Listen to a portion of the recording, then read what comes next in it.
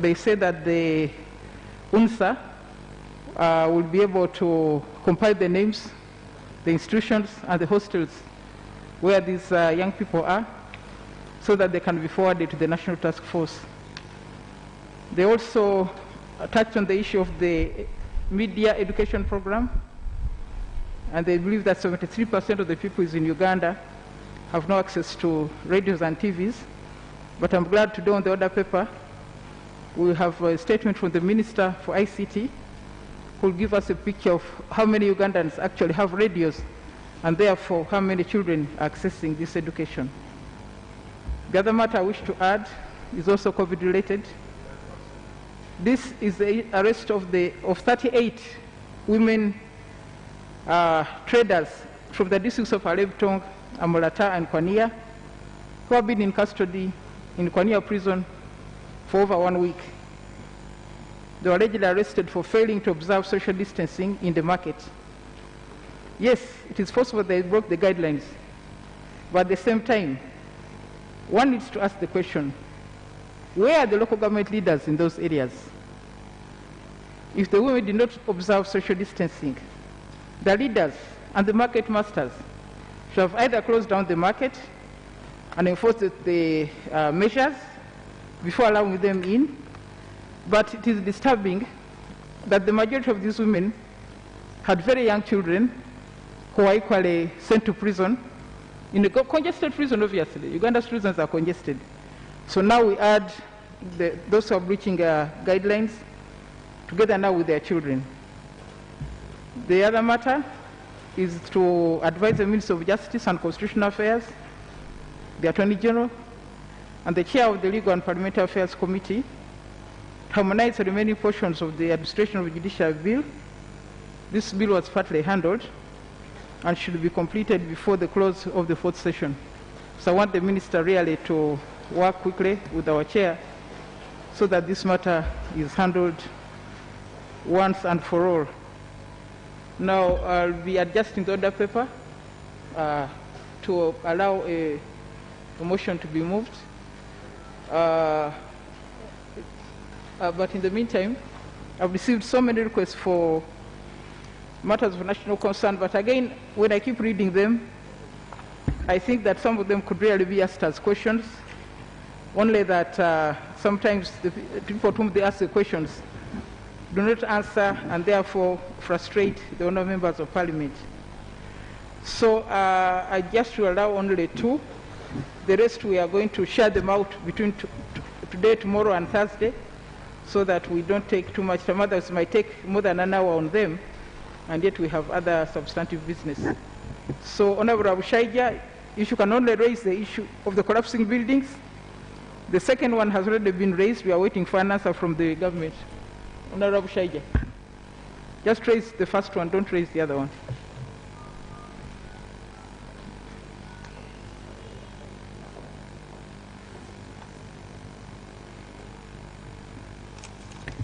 Yeah, thank you very much, Right Honourable Speaker and colleagues. I rise on a matter of national importance in relation to the high frequency of collapsed buildings under construction in our country, Uganda. Right Honourable Speaker, honourable colleagues, a case in point is that on Saturday, 9th May 2020, a building under construction in Kansanga collapsed, killing 12 people who were sleeping on site. Prior to that, on 19th April 2020, a building under construction at the former Sese Gateway Beach at Entebbe Road collapsed and 20 were injured. Yet on 15th January 2020 in Jinja on Gokare Road, another building under construction collapsed and 3 people died. On 8th January 2020, a building in Kansanga Mitara Road collapsed and killed 6 people. Right Honourable Speaker, the collapse of these buildings has always resulted in injury and death of the workers on these sites. I stand to be corrected, but I've never seen a report presented before this August House following investigations as to the causes of the collapse of these structures in the country. neither have we known whether the relatives of the dead and those injured due to collapse of those such buildings have been compensated. Right, Honourable Speaker.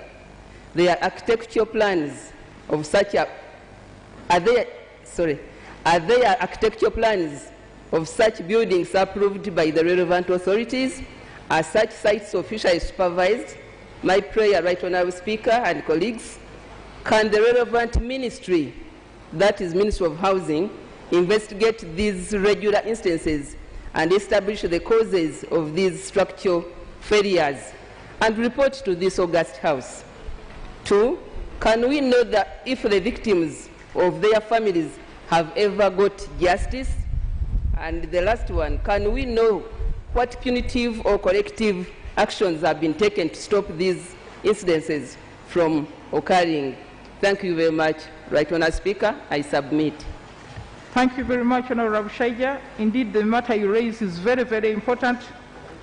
Unfortunately, I must confess, we have never received a report here about what has been done in those situations, and yet these are Ugandans, they continue to die. The Minister of Housing is not here. Is the Minister here? Minister is not here.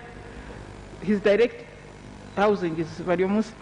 The Minister of Lands, Housing and Urban Development is directed to come and report to this House what actions they have taken to ensure that the standards of buildings are observed, but also to inform us how the families of the victims have been compensated and how in the future they intend to end this anti-day situation.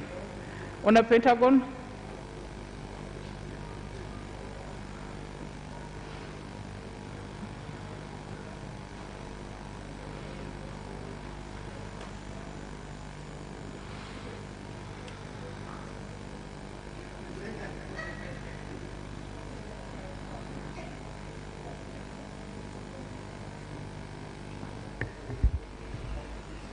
thank you, Madam Speaker. Madam Speaker, I want to take this opportunity to thank you very much for the work and the Parliament for the work you're doing, since I had taken time without getting this opportunity to come to the microphone. And also to thank you for raising the issue of stranded students. I have so far received a number, 16, and they are stranded around. So I will be grateful also to interact with the Minister so that they can be helped. Madam Speaker, the point of national importance I'm raising is arising from various complaints of medical clinical officers and nutritionists in this country. They have the Umbrella Association of Medical Clinical Officers Association of Uganda. They are members of the Allied Health Professionals Council. Actually, they form 44% of the total membership of the Allied Health Professionals Council. These are the people who are in charges of our health center 3s, some health center 4s. They manage all the OPDs in all hospitals in the country. But their concern here is that they have not been fully and officially involved in the fight against COVID. And their point of contention stems from the letter written by the PS Minister of Health, reference number ADM 126/01, dated 9th April 2020, which was calling for volunteers in the fight against COVID-19 pandemic. In this letter, the PS only called upon other stakeholders in medical care, including medical officers, assistant nursing officers, enrolled nursing and enrolled midwife, counselor, psychiatrist, nurse, and laboratory technician, and these people were omitted. And from that time, they were wondering why, despite their contribution to health care in this country, they have been alienated at such an opportunity time that they would contribute to the fight against this pandemic. So, Madam Speaker, their prayer is that, and indeed my prayer, is that the Minister of Health should give us a clarification on when the ministry is intending to officially involve these people who are ready not only to serve just for any remuneration, but to volunteer for the success of the fight against COVID-19 pandemic. I thank you, Madam Speaker.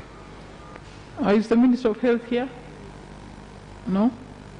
Okay, Minister of Health is directed to respond to the issue about the failure to include key clinical officers in the campaign against COVID. If you could brief us next week on Tuesday. I'm happy to see the Prime Minister. I've just been informing the House about the letter received from the students who are stranded in all the universities in Uganda and who need help, and I'll be passing on the letter to you, unless I don't know whether you have any plans to support the children who are stuck in the universities and could not go home because of the lockdown. But I'll be sending you the letter so that you can take action. Yes, Honorable Latif. Thank you very much, Right Honorable Speaker. Right Honorable Speaker, last week I raised the issue of former KCC employees who up to now have not been paid their terminal benefits, yet Minister of Finance had allocated 100 billion for that exercise. And you so directed the Minister of Finance last Thursday to come and give us the update. I wanted to know, Madam Speaker, the Minister of Finance is around. What's the update? Because there are over 1,000 former employees and they are suffering, and many have died, and others who are living in a very horrible situation, Madam Speaker. Minister of Finance, I think you were here last week.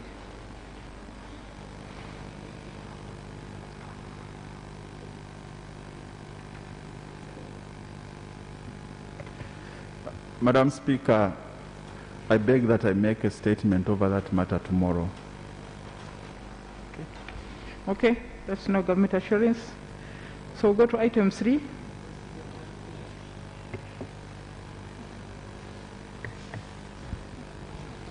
Thank you very much, Right Honorable Speaker. Madam Speaker, the procedure issue I am raising, I had submitted a request relating to food being distributed to our people. Madam Speaker, I came with samples of the beans being distributed. And I told the ministers who are involved that, Madam Speaker, if they can only be patient, my sister who represents no constituency, you will need to listen to this. I represent a constituency. So, Madam Speaker, the food. No, now, Honourable Member, I saw your note, but I did not realize you have brought items into this House. Whose source, I don't know. Madam Speaker, the reason I have brought these samples. From where and who has tested them? From Chireka, where I am an MP, this food was distributed yesterday. And Madam Speaker, all that I want, if colleagues can be patient, is for government to go and investigate this food that is being distributed. This food that they are distributing, you will go to one home, they have food that is okay, and then you go information from the work. Thank you very much, my honorable colleague, for bringing this matter across. Honorable Madam Speaker, we are in a very, very big danger. But I have also come here with a sample that I picked from. Point of order. I randomly. But you are not from Kampala and Wakiso. So which order?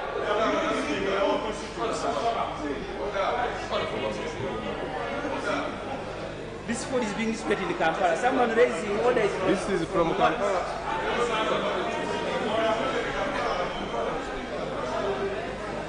Thank you, Right Honourable Speaker. Thank you, Right Honourable Speaker.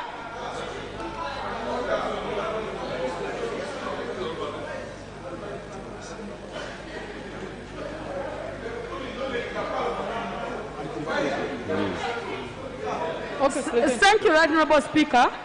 I'm raising on order.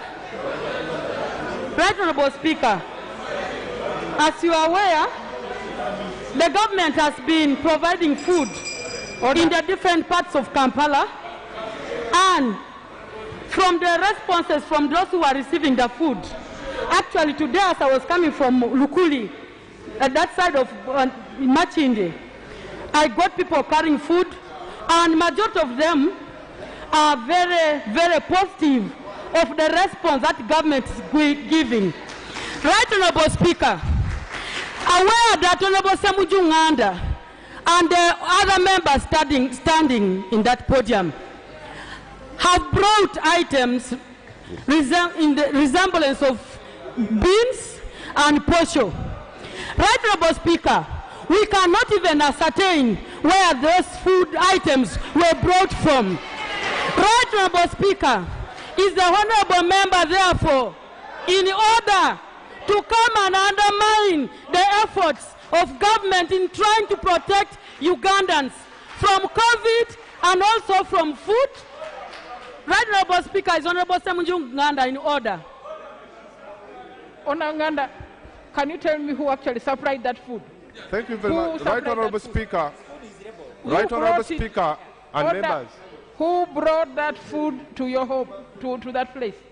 Who was responsible? Oh. Thank you very much. Madam Speaker, first of all, this food is labeled. I personally randomly picked it from one of my constituents when she had just gotten it from the task force that is distributing it. Right, Honorable Speaker, we are very much aware, Honorable among Ngora Amongini, her husband is in charge of food distribution, at least in Machi, India. She has a conflict of interest in this matter. Right, Honorable Speaker. Right, Honorable Speaker. What are your prayers? I have very good information. I even have pictures here. Sit down. Of the husband who is... Sit down. Right, Honorable Speaker. We have two prayers. One. Sit down. I want to be allowed to lay on the table this sample of food item that... Leave them there. Speaker. All right, Honorable Speaker, protection. We need government to tell us what type of bean is this. When the task force goes out to procure this kind of food, what is the name of this type of beans it is procuring? We want to understand. Is it Kanebwa? Is it Nambale? Order! What type of bean is this one procuring to our people? Order! Speaker. Moreover, using 59 billions, which was given to them by order, we beg to lay this. Honor members, you put it down. Just put it down. Put it down. Put it down. I don't know the source. I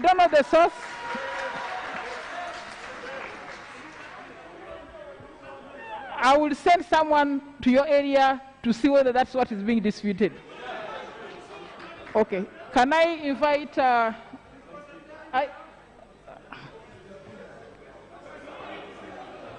Madam Speaker, thank you very much.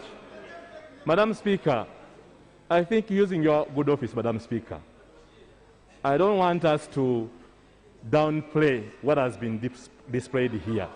Madam Speaker, the fact is, Madam Speaker, let the Prime Minister's office investigate. Order, Madam Speaker. Let the Prime Minister's office investigate. Order, Madam Speaker. Because order on this side. Has been brought Point of by order. Madam Speaker. The ministers, Madam Speaker, in your wisdom. What we should do is to investigate. Possible. Order. Honor Sevagara, please take your seat. Take your seat. Order members, I have already made a ruling on that issue, please. I've made the ruling.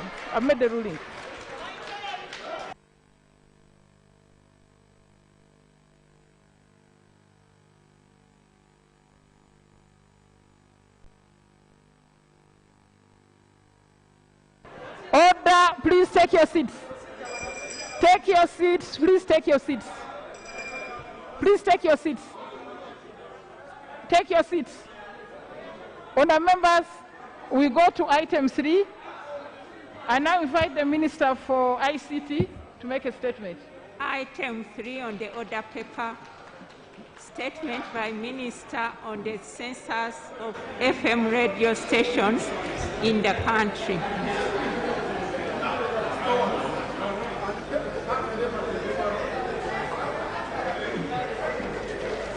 Thank you very much. Thank you very much, Right Honorable Speaker of Parliament. You directed my ministry to bring a census of FM stations in Uganda.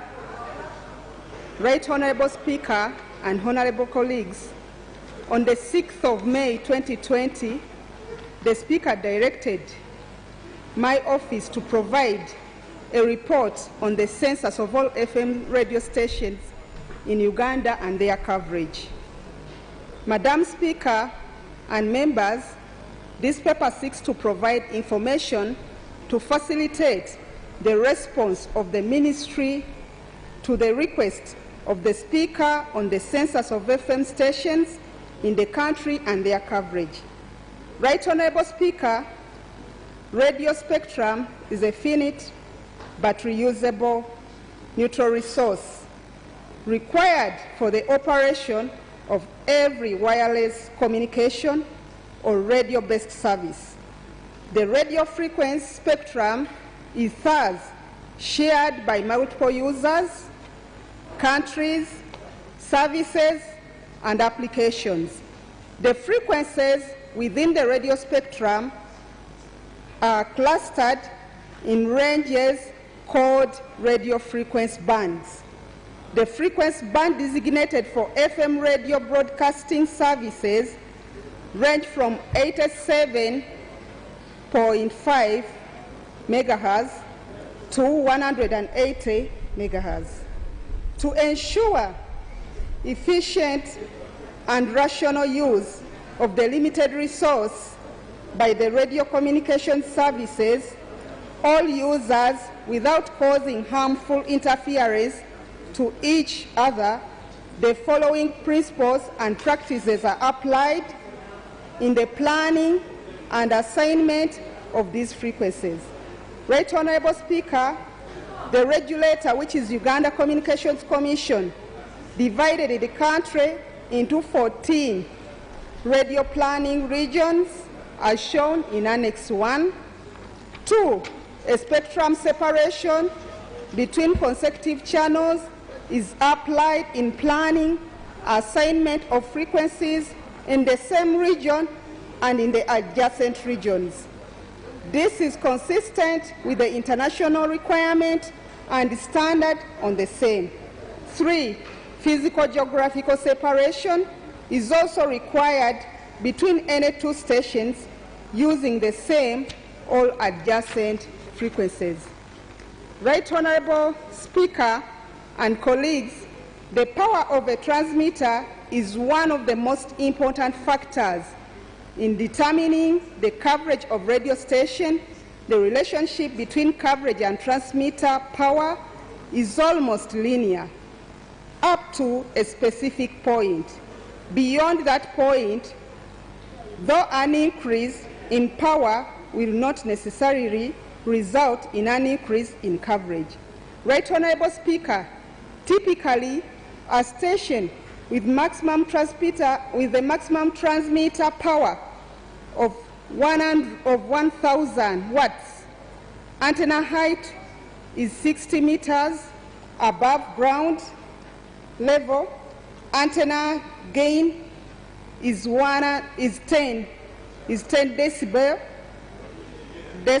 units used to measure intensity of sound, and flat terrain would have coverage of about 70 kilometers. The maximum permissible power was capped not just for protection of populace around installations, but also to ensure realization of the objectives of the principles and practices highlighted above that are applied in radio planning and assignment. Madam Speaker, having given that information, our resource allocation list of FM stations across the country is also provided in Annex 2. Madam Speaker, we have 14 broadcasting regions covering over 130 districts with 309 FM stations in Uganda, according to our reports from the Uganda Communications Commission. Madam Speaker, I beg to submit. Okay. The lists are attached. Thank you. Honourable Speaker, the lists are attached. Okay. Thank you, Right Honourable Speaker. Thank you. Thank you. Wait. Thank you, Honourable Minister. I think, thank you for this very good information. But I think what we should have asked the Minister for Statistics to assist you, because we needed to know how many homes in Uganda actually have radios for purposes of this exercise of media training. We still need, Honourable Bahati, I don't know whether they can help and get us that information before we can discuss this. Ubos is under the Minister of Finance, that's why I'm asking him.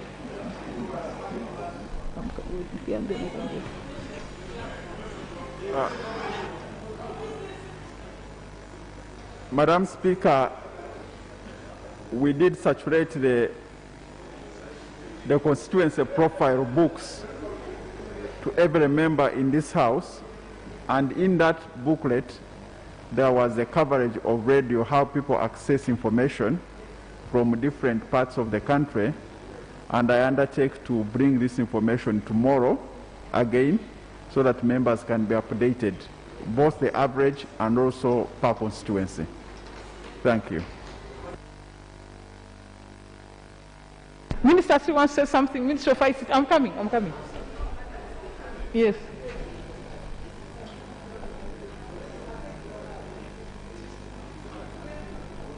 Thank you, Right Honourable Speaker. I would suggest that you give us time, we get statistics, but from what I know, 90% of our population have access to radio or television in their homes. That is a fact. That is a fact, Right Honourable Speaker.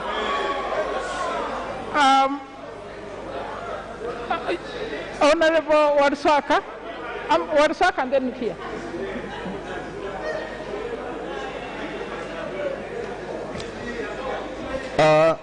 Thank you, Right Honourable Speaker and honourable members. With the due respect to my honourable colleague, Honourable Minister for ICT, Madam Speaker, I remember the whole House, and indeed myself, I raised the issue that how the ministry wants to educate people through e-learning. And the challenge we have in our constituencies, Madam Speaker, is that we don't access radios and TVs easily. Now for the minister to come and sugarcoat and open evidence lying to the public that over 90%, I think, Honourable Minister, since the Prime Minister, you are here, sometimes we should say the truth, and the truth will set us what? Free. So, Madam Speaker, on behalf of the people of Bunyole West, and indeed on behalf of NRM, I want to disagree with the minister, but since she's coming, I think you should come with the concrete figure. Madam Minister, we love you. Yes. Even West Nile. Madam Speaker, I pick from West Nile. Honour members, I think it was me who requested for the census for purposes of finding out how many children in Uganda have got access to radio in their homes, so that if these programs are sent, they can access. That's the reason why I sent for the census. Thank you very much, member, for giving me the way. Madam Speaker, our UBC mast that was installed in the 70s by Idi Amin Dada was removed. We don't know where it is up to now, and yet that mast is supposed to serve the whole West Nile region. Up to now, the land has been grabbed and given for so-called investors. The mast have been removed. Now we can never have any good reception. Besides that, there's always interference of network from Sudan and the Congo. Thank you very much. That's the information I want to give you.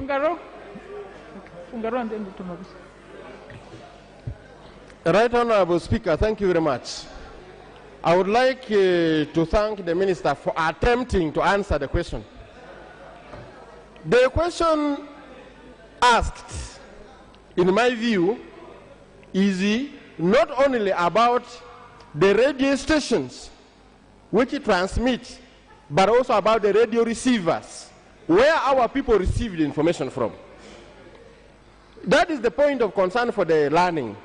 There are places where radio signals are very poor, and more so radios like our mother radio, UBC, doesn't reach, for example, certain areas of Obonga and West Nile. These radios coverages are not okay. So how many people have radio handsets for receiving the education given through the radios? How many homes have TVs and radio sets? This is where we should concentrate. Honorable Speaker, Right Honorable Speaker, you have tried also to put for us a radio here. Why has the minister refused to give us the ability here, our own here, the frequency, so that we would be able to transmit our messages right from Parliament here? This is our concern. When you come back, Honorable Minister, bring the statistics about handsets and transmitters. Let's go to Honorable Tamagusa, and then let's go to the Sebei Highlands. I know there's a problem in Sebei. And then Honorable Sege. Then we'll close. Thank you, Right Honorable Speaker. You told us that Parliament does not work on assumptions. I wanted the Minister to give us concrete evidence, all survey which she bases on that 90% of Ugandans can access radio stations. Otherwise, she should apologize to us. Thank you. Honorable, let's go to the Highlands, and then Osege. We're coming. Thank you so much, Madam Speaker. For us in Sebei district, actually, the whole Sebei sub-region would not access anything to do with Ugandan radios, especially UBC and maybe the TV station. More especially Bukwa, we only access the Kenyan programs. So when they talk of putting school programs on TV or radio, our people listen to the Kenyan side. So Honorable, the Minister, please, Bukwa needs a radio station, UBC TV station and the radio station. Thank you so much, Madam Speaker. Okay, Honour Members, Osege, and then we close.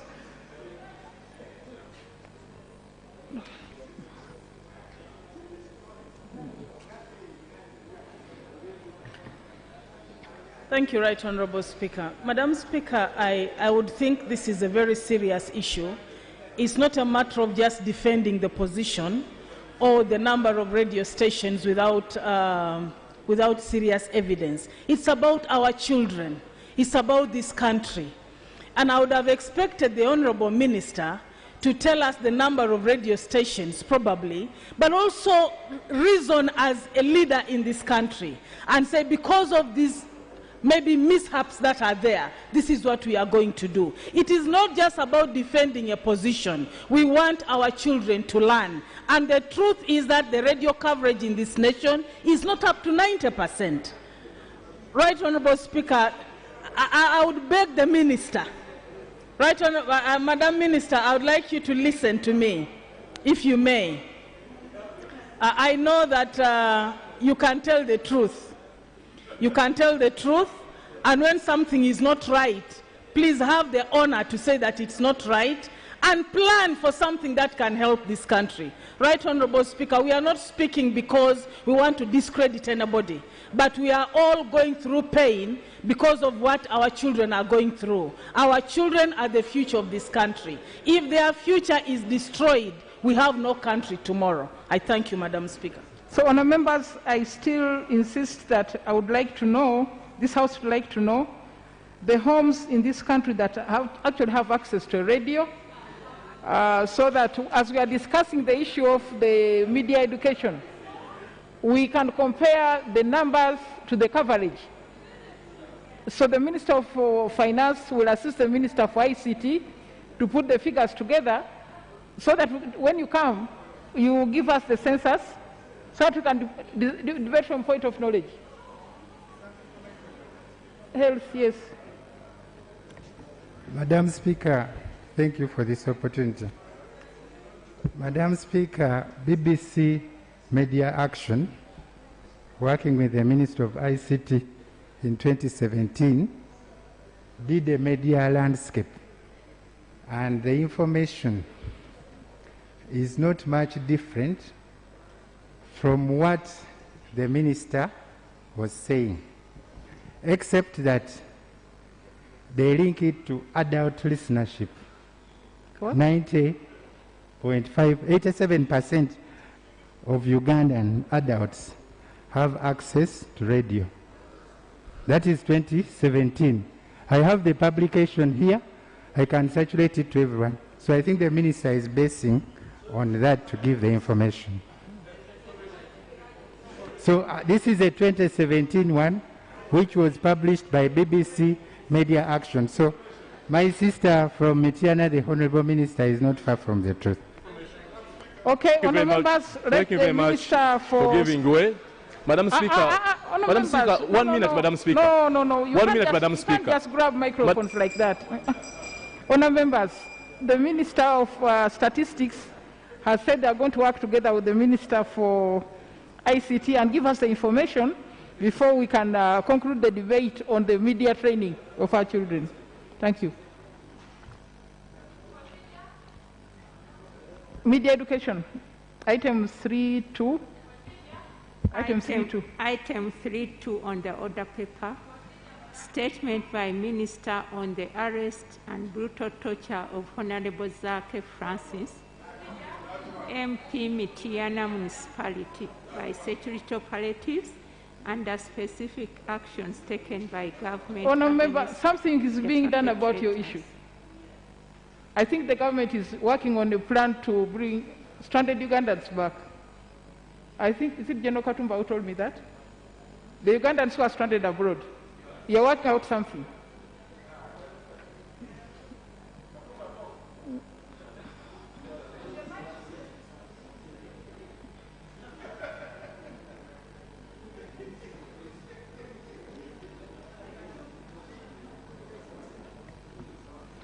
Thank you very much, Honorable Right Speaker. Yes, Honorable Right Speaker, there is a committee which has been set up under the Prime Minister, on which Minister of Transport is a member, Minister of Foreign Affairs, and we are working out modalities to see how this is going to be done without jeopardizing the issue of health.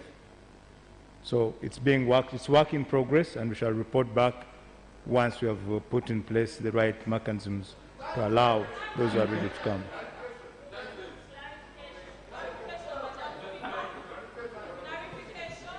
Yes, Honorable Badeke. Thank you very much, Right Honourable Speaker. I thank you for picking up the issue before I raised the procedural matter, but it's Tuesday, and last week when I raised the issue about the fate of Ugandans abroad, you said that the Minister of Foreign Affairs should be here today to pronounce government's position about the fate of Ugandans. Right Honourable Speaker, Ugandans are dying abroad. They are badly off. So it is not sufficient for the Minister of Works to inform us about a committee being set up without giving us time frames. Madam Speaker, we need to hear today. The Ugandans abroad are watching, their families in the country are watching, and they need to know the fate of their relatives with exact time frames, and the government should give us those today and now. Thank you. Yes. Honourable members, do you have a timeline? Right Honourable Speaker, I've said we have started on this work. We have first to get all the details of the Ugandans out there, because they're not all stranded in one country. We must have a data, and we must understand what are the conditions pertaining in every different countries. And then we shall have a well-prepared and a well-organized way of handling things. It's not just a question of jumping on to the issue. Thank you very much. Now, honourable members, I think we've made progress. First of all, that the government is now moving to handle that issue. I think let us give them time. Ugandans are all over. They're in Australia, they're in the USA, they are in Ghana, they are in Tonga, they are in where? Please. No, honourable members.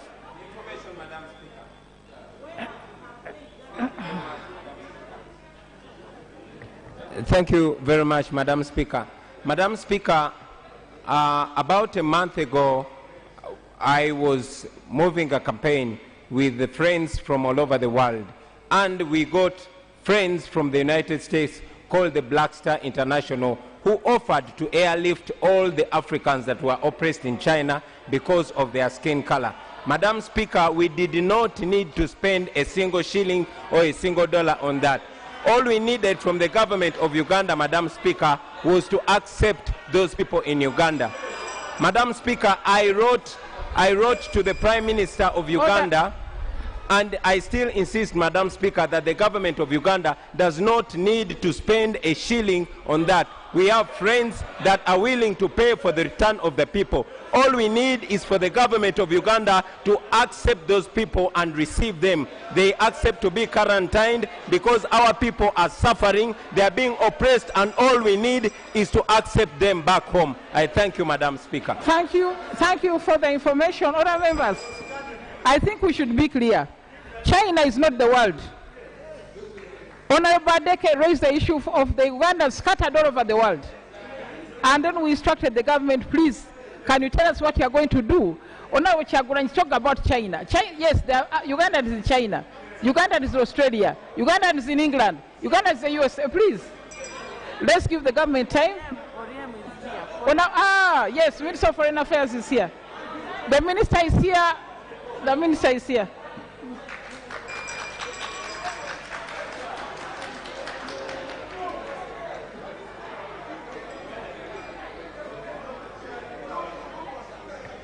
Madam Speaker, order on the floor. Madam Speaker, the government of Uganda, through the Ministry of Foreign Affairs, is responsible for the protection, the welfare, and the care of all Ugandans who live abroad. No individual can take responsibility for the welfare, the protection of Ugandans abroad. The Ministry of Foreign Affairs, in collaboration with the Ministry of Transport, the Ministry of Health, under the chairmanship of the Prime Minister, is in the process of designing a concrete program in order to ensure that we not only do identify the Ugandans who are living abroad, but identify Ugandans who are stressed and in desperate need abroad, but also an organized manner in which Ugandans can be brought abroad in line with the national order. I seek the indulgence and the patience of everybody in this House, including outside there, in order for us to bring all our Ugandans safely abroad as soon as possible. The government of Uganda has the capacity and the will to ensure that we assist all Ugandans abroad and ensure that they come home safely to their families. I thank you. Thank you very much, Order Minister. Please come back to us sooner rather than later so that the hearts of the Ugandans can be at rest. Next item, item 3.2. Minister of Internal Affairs.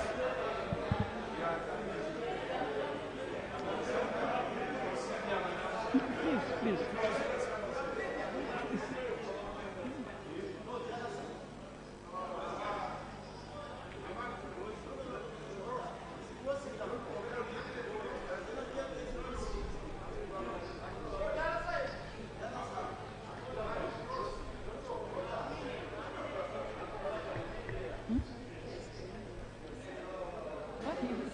It has to be on record. It has to be recorded. That the matter is in court now. Right Honourable Speaker, honourable members, thank you for this opportunity to respond to the question of the debate around the arrest of Honourable Sake Francis. Right Honourable Speaker, on the 6th of this month, I received court summons to defend myself and colleagues against a court case raised by Honorable Zake Francis. It is true I am ready to continue with the debate, but I am not constrained that in the event of this debate, we will be discussing the substance of the court case. Is it therefore, Right Honorable Speaker, right that I should continue to engage in a debate on a matter that's already before court? Honourable Minister, if you are in court, lay the papers here. Sorry? Lay the papers, the summons. Madam Speaker, I have a copy of the summons.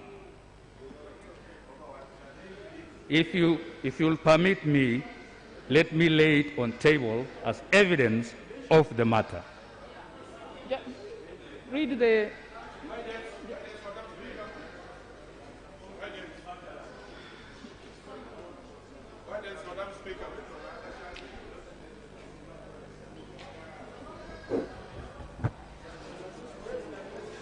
Thank you very much, Right Honourable Speaker. Right Honourable Speaker, this is not the first time that Parliament is allowed to debate even matters which are already in the courts of law, as long as you steer clear of the sub judice issues. This is a situation where it is not only Zake's case, Honourable Zake's case, but even other cases of human rights abuses that have been meted to Ugandans by Uganda police. I therefore beg to your indulgence to guide us as to whether issues which are not related to the case being filed by Honorable Zake, if can be avoided, the better, so that we are able to consider other issues of general human rights abuses which are happening in this country. Right Honourable Speaker, I seek your indulgence and guidance on that. Now, honour members, I've been shown a document here which is a notice of motion. It's in the High Court of Uganda, miscellaneous cause number 85 of 2020, Honourable Zake Francis, applicant, versus the Attorney General of Uganda. Number 2, Bob Kagarura, Wamara Regional Police Commander. 3, Alex Muine, District Police Commander, Mitiana. 4, Eli Omanya, Commandant, Special Investigation Unit. 5, Musa Warugembe, Officer in Charge, Special Investigations Unit. 6, Tracy J. Hamdani. 7, Mulungi Haruna Nsamba. 8, Abel Kanduho, Head Chieftaincy of Military Intelligence. So, honour members, I'm not comfortable discussing this matter now because it appears these are the people involved in the arrest of Honorable Zake. I just hope that it can be handled quickly so that we can have time to discuss the minister's statements. Procedure, Honourable Speaker. Yes, Honourable Mwil.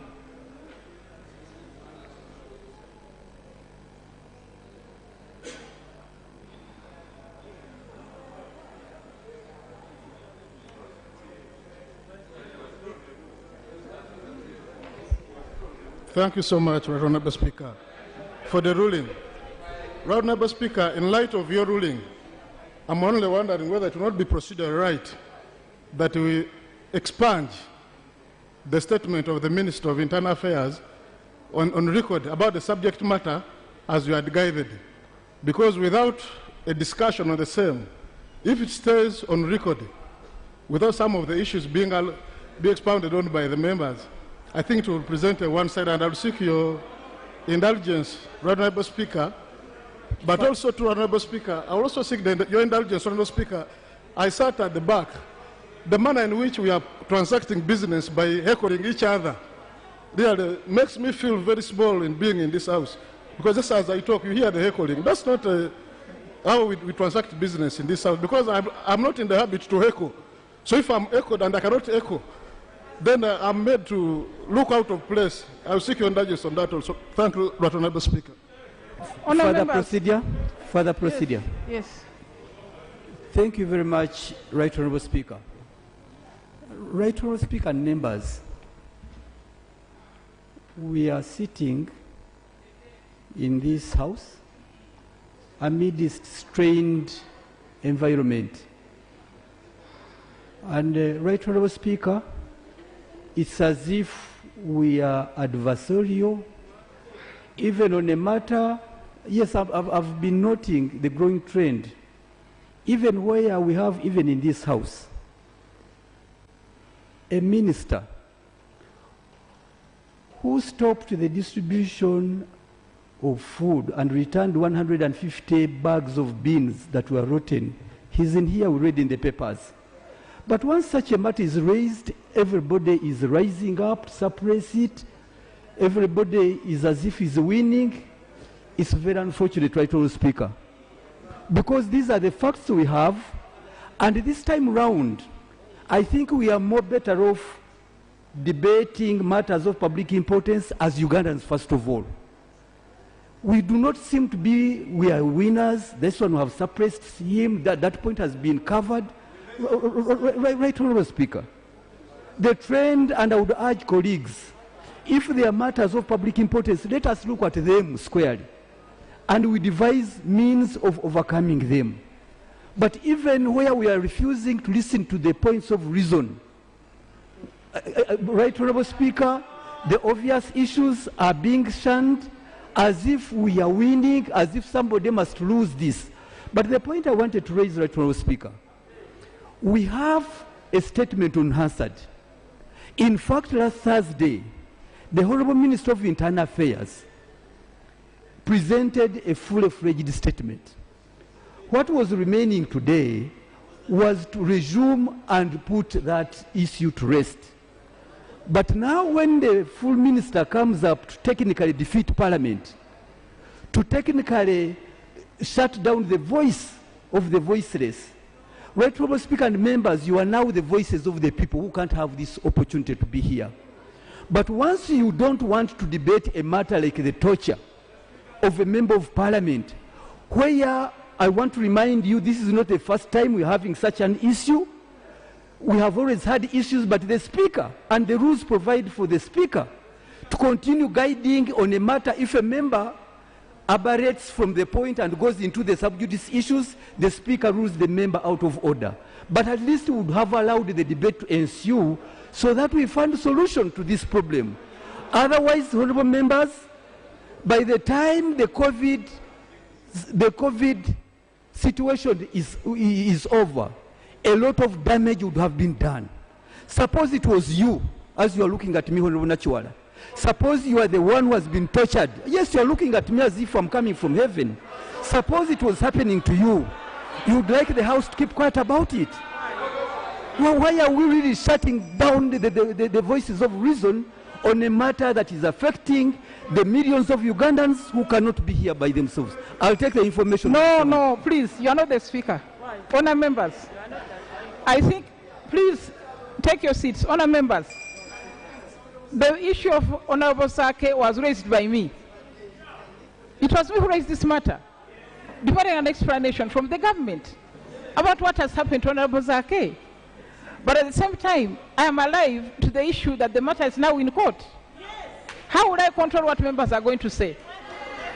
What I can say is that we leave the matter for now, but ask our Committee on Human Rights to follow up so that if the time comes, we can follow up on this issue. Because I don't know when the case is going to be heard. I don't know whether it can also be treated urgently like they do other urgent things. Yes. Can the Minister of Justice tell us whether this matter can be fast-tracked? Because they fast-track other things.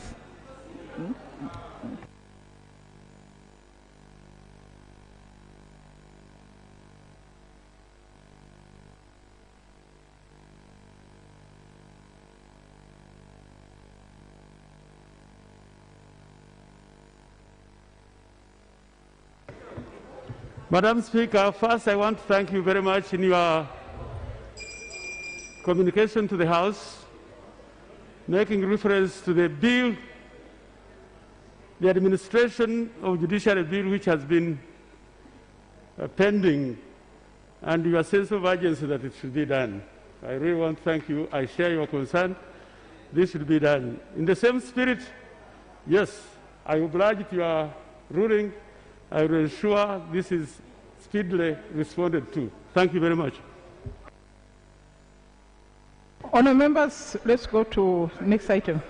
Next item. Item 13 on the order paper, motion for resolution of Parliament paying tribute to His Excellency the President of the Republic of Uganda for his continuing exemplary and insightful leadership during the COVID-19 pandemic in Uganda. Honourable Salis.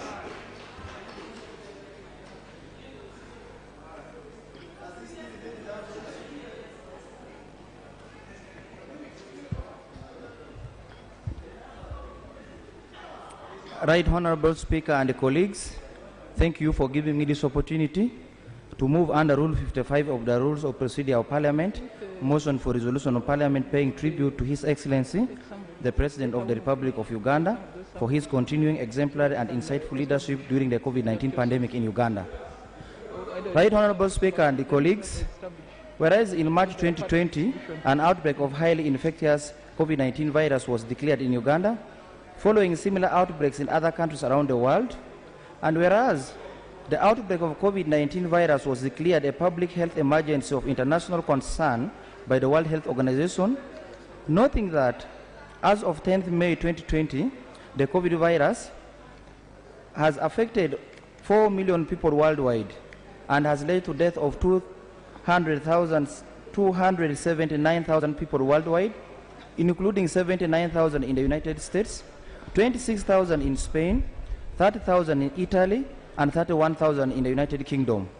Further noting that, in spite of the devastating effect of COVID-19 virus on some countries such as the United States, Italy, Spain, and United Kingdom, Uganda has managed, with decisive leadership, to limit the effects of COVID-19 virus, as illustrated by the fact that Uganda has only 116 confirmed cases, of which 55 have so far recovered and has not suffered any fatalities.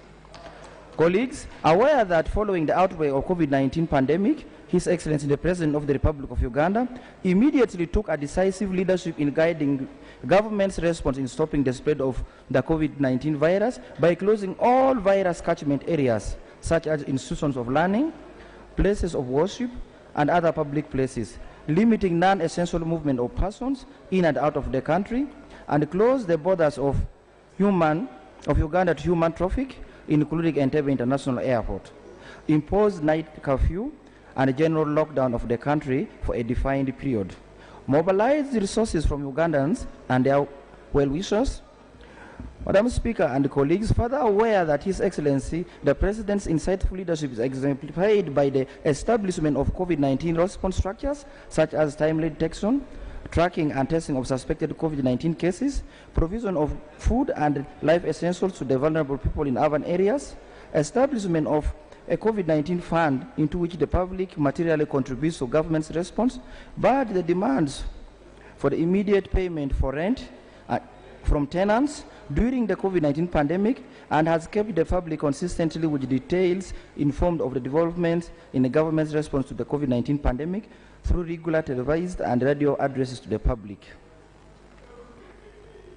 Appreciating that the exemplary leadership of His Excellency the President has seen Uganda become a beacon of hope in the fight against COVID-19 and the deadly virus, and has mitigated the social and economic effects of the virus on Uganda compared to other countries, which have all reported worse COVID-19 statistics, including infections and death compared to Uganda.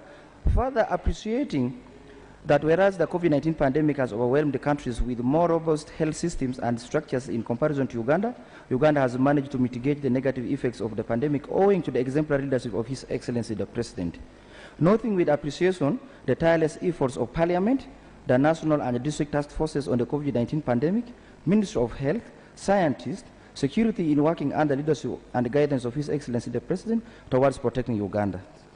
Further noting with pride the commitment of Ugandans and the business and the private sector in not only conforming to the protective guidelines issued by the government to confront the COVID-19 pandemic, but their overwhelming response to His Excellency the President's call for contributing in one way or another to the national effort to combat the COVID-19 pandemic in Uganda. Cognizant of the fact that His Excellency the President of Uganda has consistently provided insightful and exemplary leadership during the previous viral outbreaks and natural disasters, including the recent outbreak of HIV and AIDS, Ebola, yellow fever, Congo hemorrhagic fever, and other natural disasters such as floods, famine, and other natural calamities.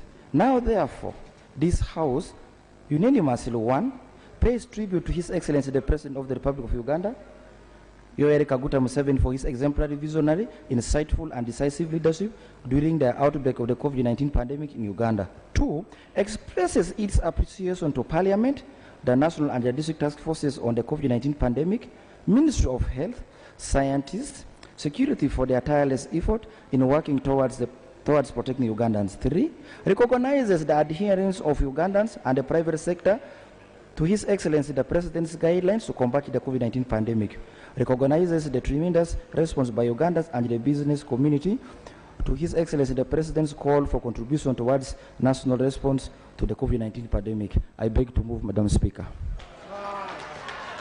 Is it seconded? Is it seconded? Seconded by several members. Justification. Justification.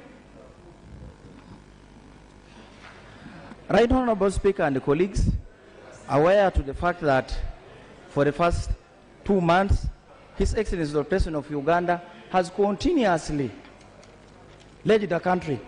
We are all aware that the fear for COVID-19 itself was worse than the virus. But with well researched, with scientific facts, the guidance by the President through his briefs has allayed that fear. Even members of Parliament in this House can attest to that fact that the fear was much. Secondly, Madam Speaker and the colleagues, we are aware that for the first time, Ugandans have united under one cause. We have seen Ugandans from all walks of life, from market vendors contributing money, our local council, one chairperson contributing resources, the private sector. This is the first time in history of this country. Right Honorable Speaker and the colleagues, we are aware that His Excellency, the President of Uganda, has always taken lead in the fight against epidemics. We are aware that HIV/AIDS has been a problem, but today it is no longer an issue. It is a history.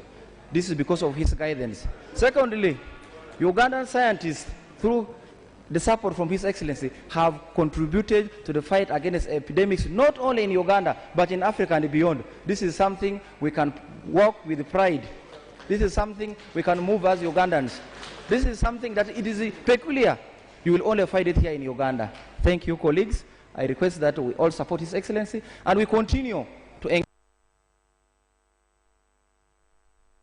Can I invite the Honorable Vichetero, seconder, followed by Honorable Jacob. Jacob Oboth. Let's deal with the seconders first. I'll get the seconders first.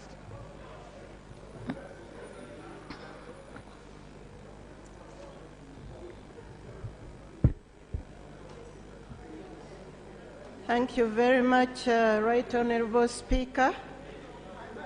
I stand here to support and second this motion to pay tribute to His Excellency, the President of Uganda, Yoweri Kaguta Museveni.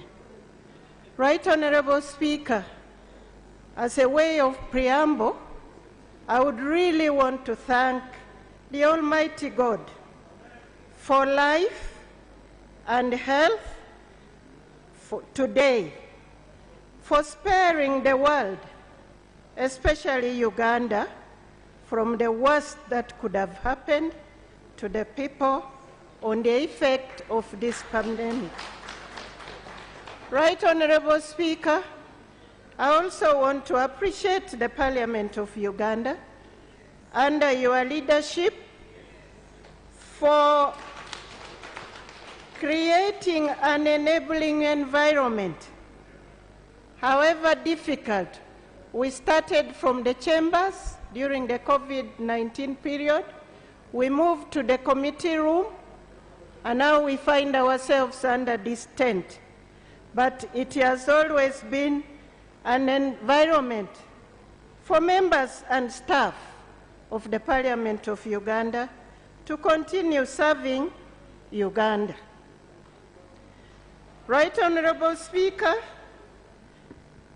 I pay tribute to the President of Uganda for his activities, his international activities. We are getting donations because of what is happening, the achievement and the way he's handling the COVID-19. We are also getting regional recognition, particularly from our neighbors. You hear people saying they wish they had one and only our president to help them manage the virus in our country. So we do not take our president for granted. He is doing it. Madam Speaker, I read in a Japanese newspaper where they highlighted the work of the President of Uganda on how he is managing the pandemic, coronavirus, COVID-19. Now, at the national front, Madam Speaker, the activities are too many, and we are aware we live under those activities. But I want to say and concentrate and say a few.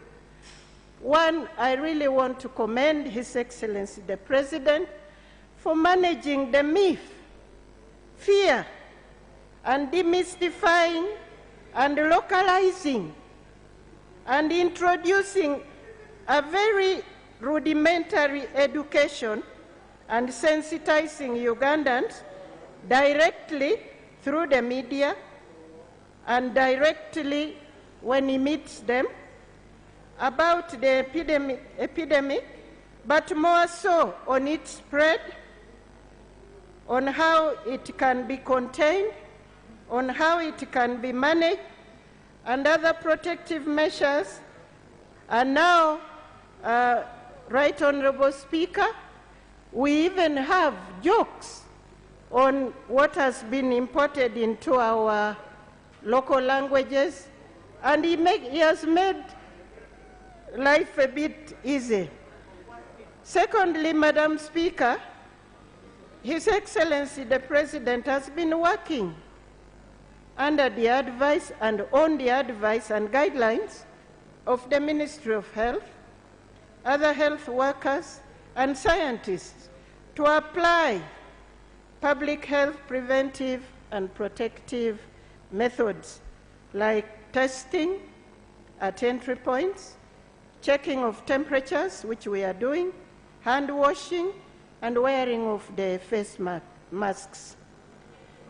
Thirdly, Madam Speaker, the President has issued directives that have already been mentioned in the main motion, but he hasn't only issued the directives, he has also put in place the officers to implement and manage these directives.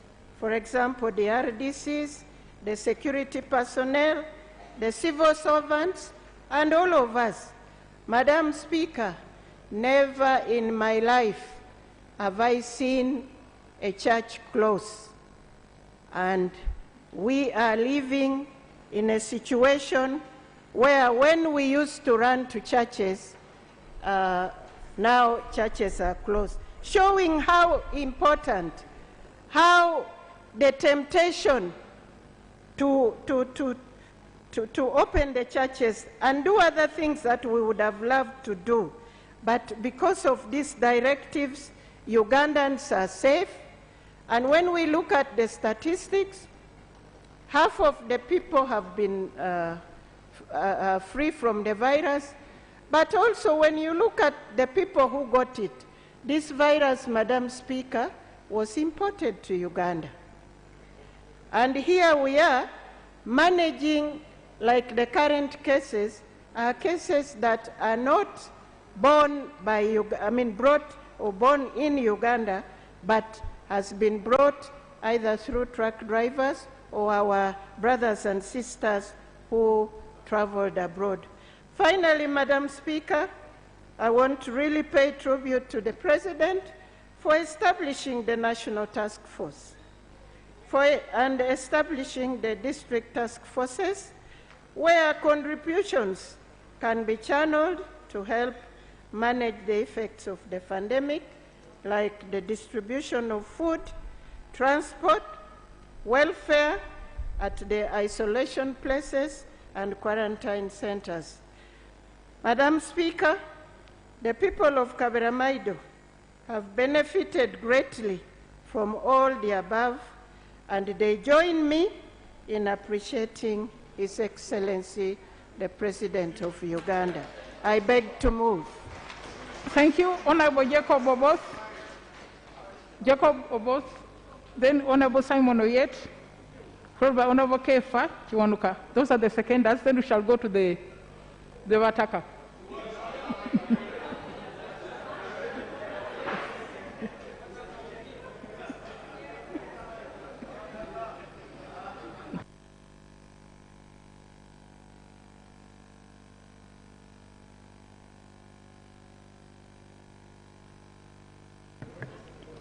Right Honorable Speaker,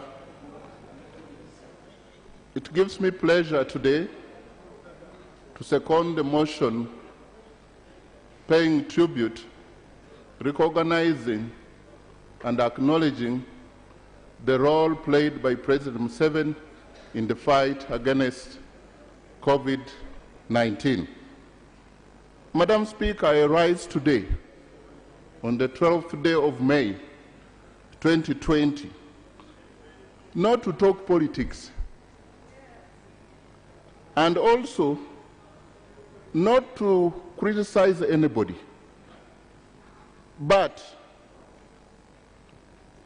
to give the praise, to acknowledge and appreciate what our leader, President Museveni, has done so far. I have been in this parliament, Madam Speaker, and we shall agree that President Museveni is a team player. This has been demonstrated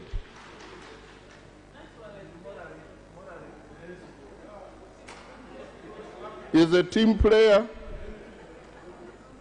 and I will not hesitate to say that the successes registered so far demonstrates that President Museveni is able to inspire loyalty from among his teammates. And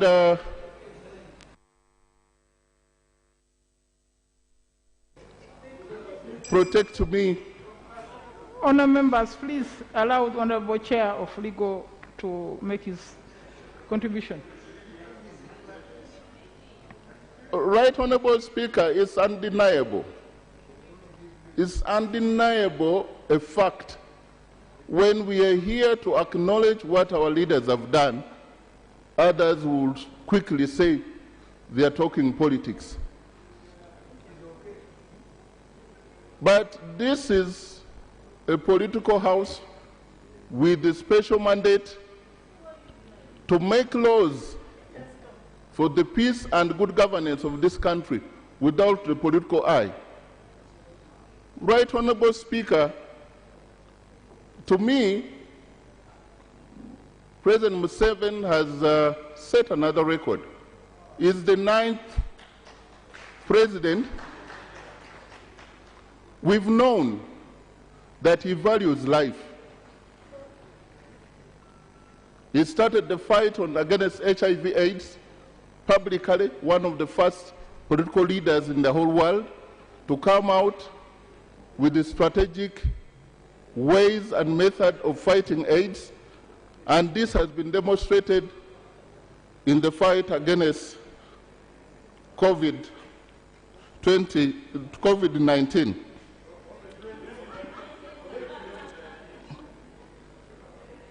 I think that this could easily hurt. Talking about somebody who is still alive, COVID-19 is not over yet. But we want to recognize those who have done some work. And President Museveni, as the leader, he has played his role well. And I want to join others in thanking other people, the Ministry of Health, Parliament of Uganda. We braved the dangers of transmission and of death. In the face of COVID-19, we are still here, working, Madam Speaker, under your leadership. We want to thank you for that. Right Honorable Speaker, we've heard of great leaders. We've heard many being given titles. I do not know which title we would give to a president who has steered well a country and we've not registered any death so far.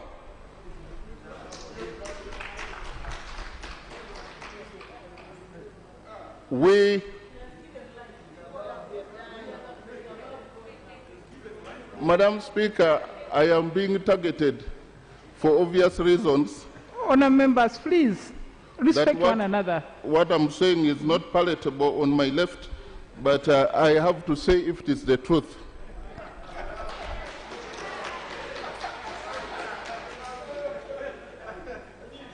Right Honourable Speaker, we should not be shy. And I want to thank all other political leaders in this country who have been inspired to be loyal, who have been inspired to follow suit, who have been inspired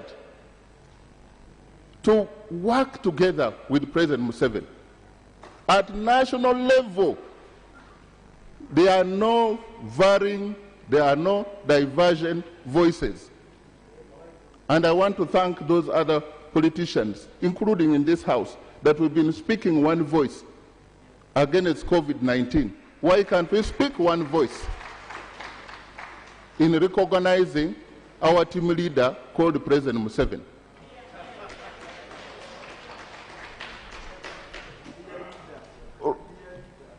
Right Honourable Speaker, like this. I don't know what that means. Right Honourable Speaker, I want to conclude by stating that President Museveni has been steadfast in the leadership of this country in the fight against crisis, disaster. I'm not saying that all may be okay, but so far, so good. Why can't we give him a thank you?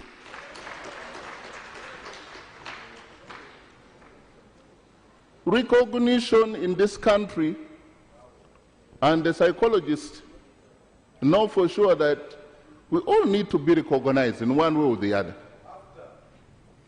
Recognition is an encouragement. And Madam Speaker, I will request you that in this House, we've recognized other civil servants, public officers who have done a good job. Let's maintain this as a method of encouraging and inspiring others to do even greater. What we are doing today is to say thank you to President Museveni, to say, President Museveni, go ahead, you are doing well, and the sky can't be the limit. Thank you. Thank you very much. I invite Honourable Oyet. or yet? I'm still dealing with the seconders. I'm dealing with the seconders first. There are two more. Kefa. Kefa is on this side. Thank you, Right Honourable Speaker. Right Honourable Speaker, I stand to second the motion.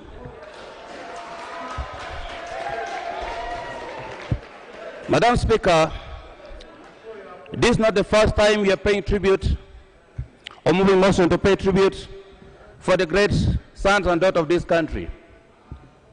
In 2007, the Honorable Armstrong Novoa moved a motion to pay tribute to then the Vice President, Honorable Gilbert Bukenya, for his leadership on the promoting land rights growing.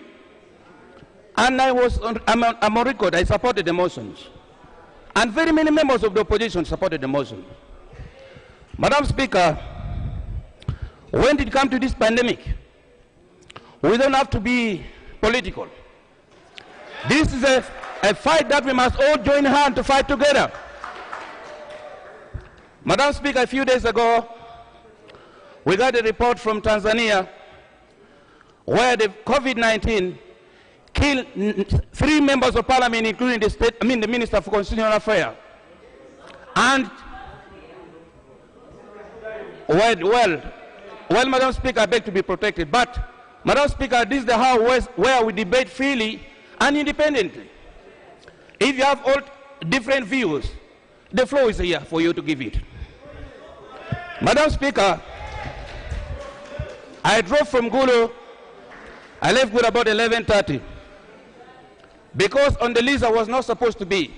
But when I heard about this motion, I said I must come and contribute and be put on record for supporting this motion.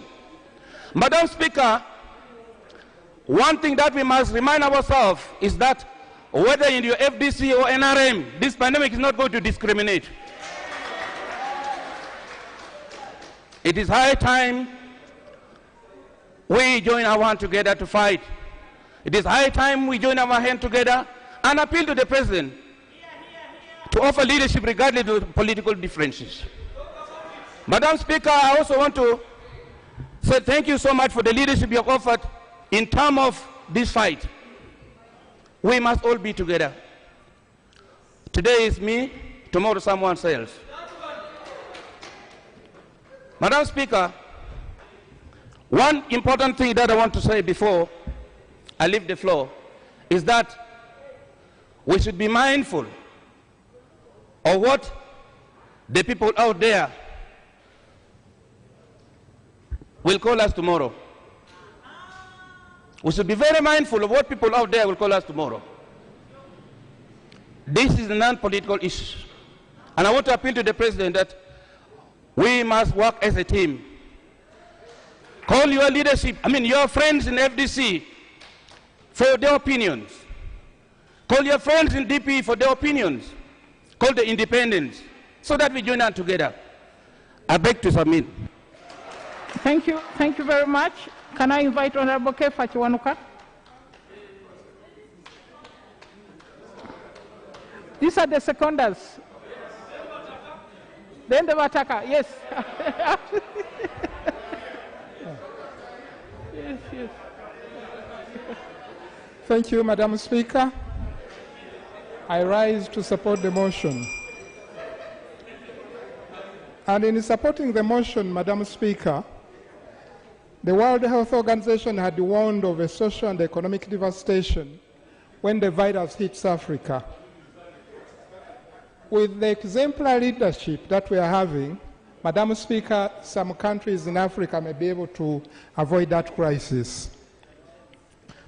The English say, touch wood.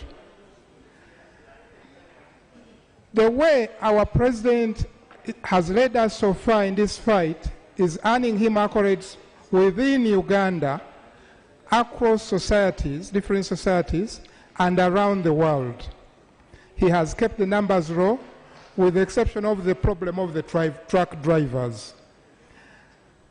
Madam Speaker, this accolade can quickly be seen if anybody bothered checking on Google. For instance, see the Washington Post 6 May this year. If you look at neighboring countries, the news coming from there is also very interesting. Very interesting. I quote, one paper in its editorial, surprisingly, states that his wisdom, referring to President Museveni, judgment, calculation, and decision-making is what this country needs. We need someone bolder, courageous, sober to lead us during this time. That's one of the neighboring countries. Another one adds, I applaud President Museveni for his leadership. Sometimes it is that style of leadership that we need. Look at COVID-19 positive cases here and the fatalities, and compare that with what they have in Uganda.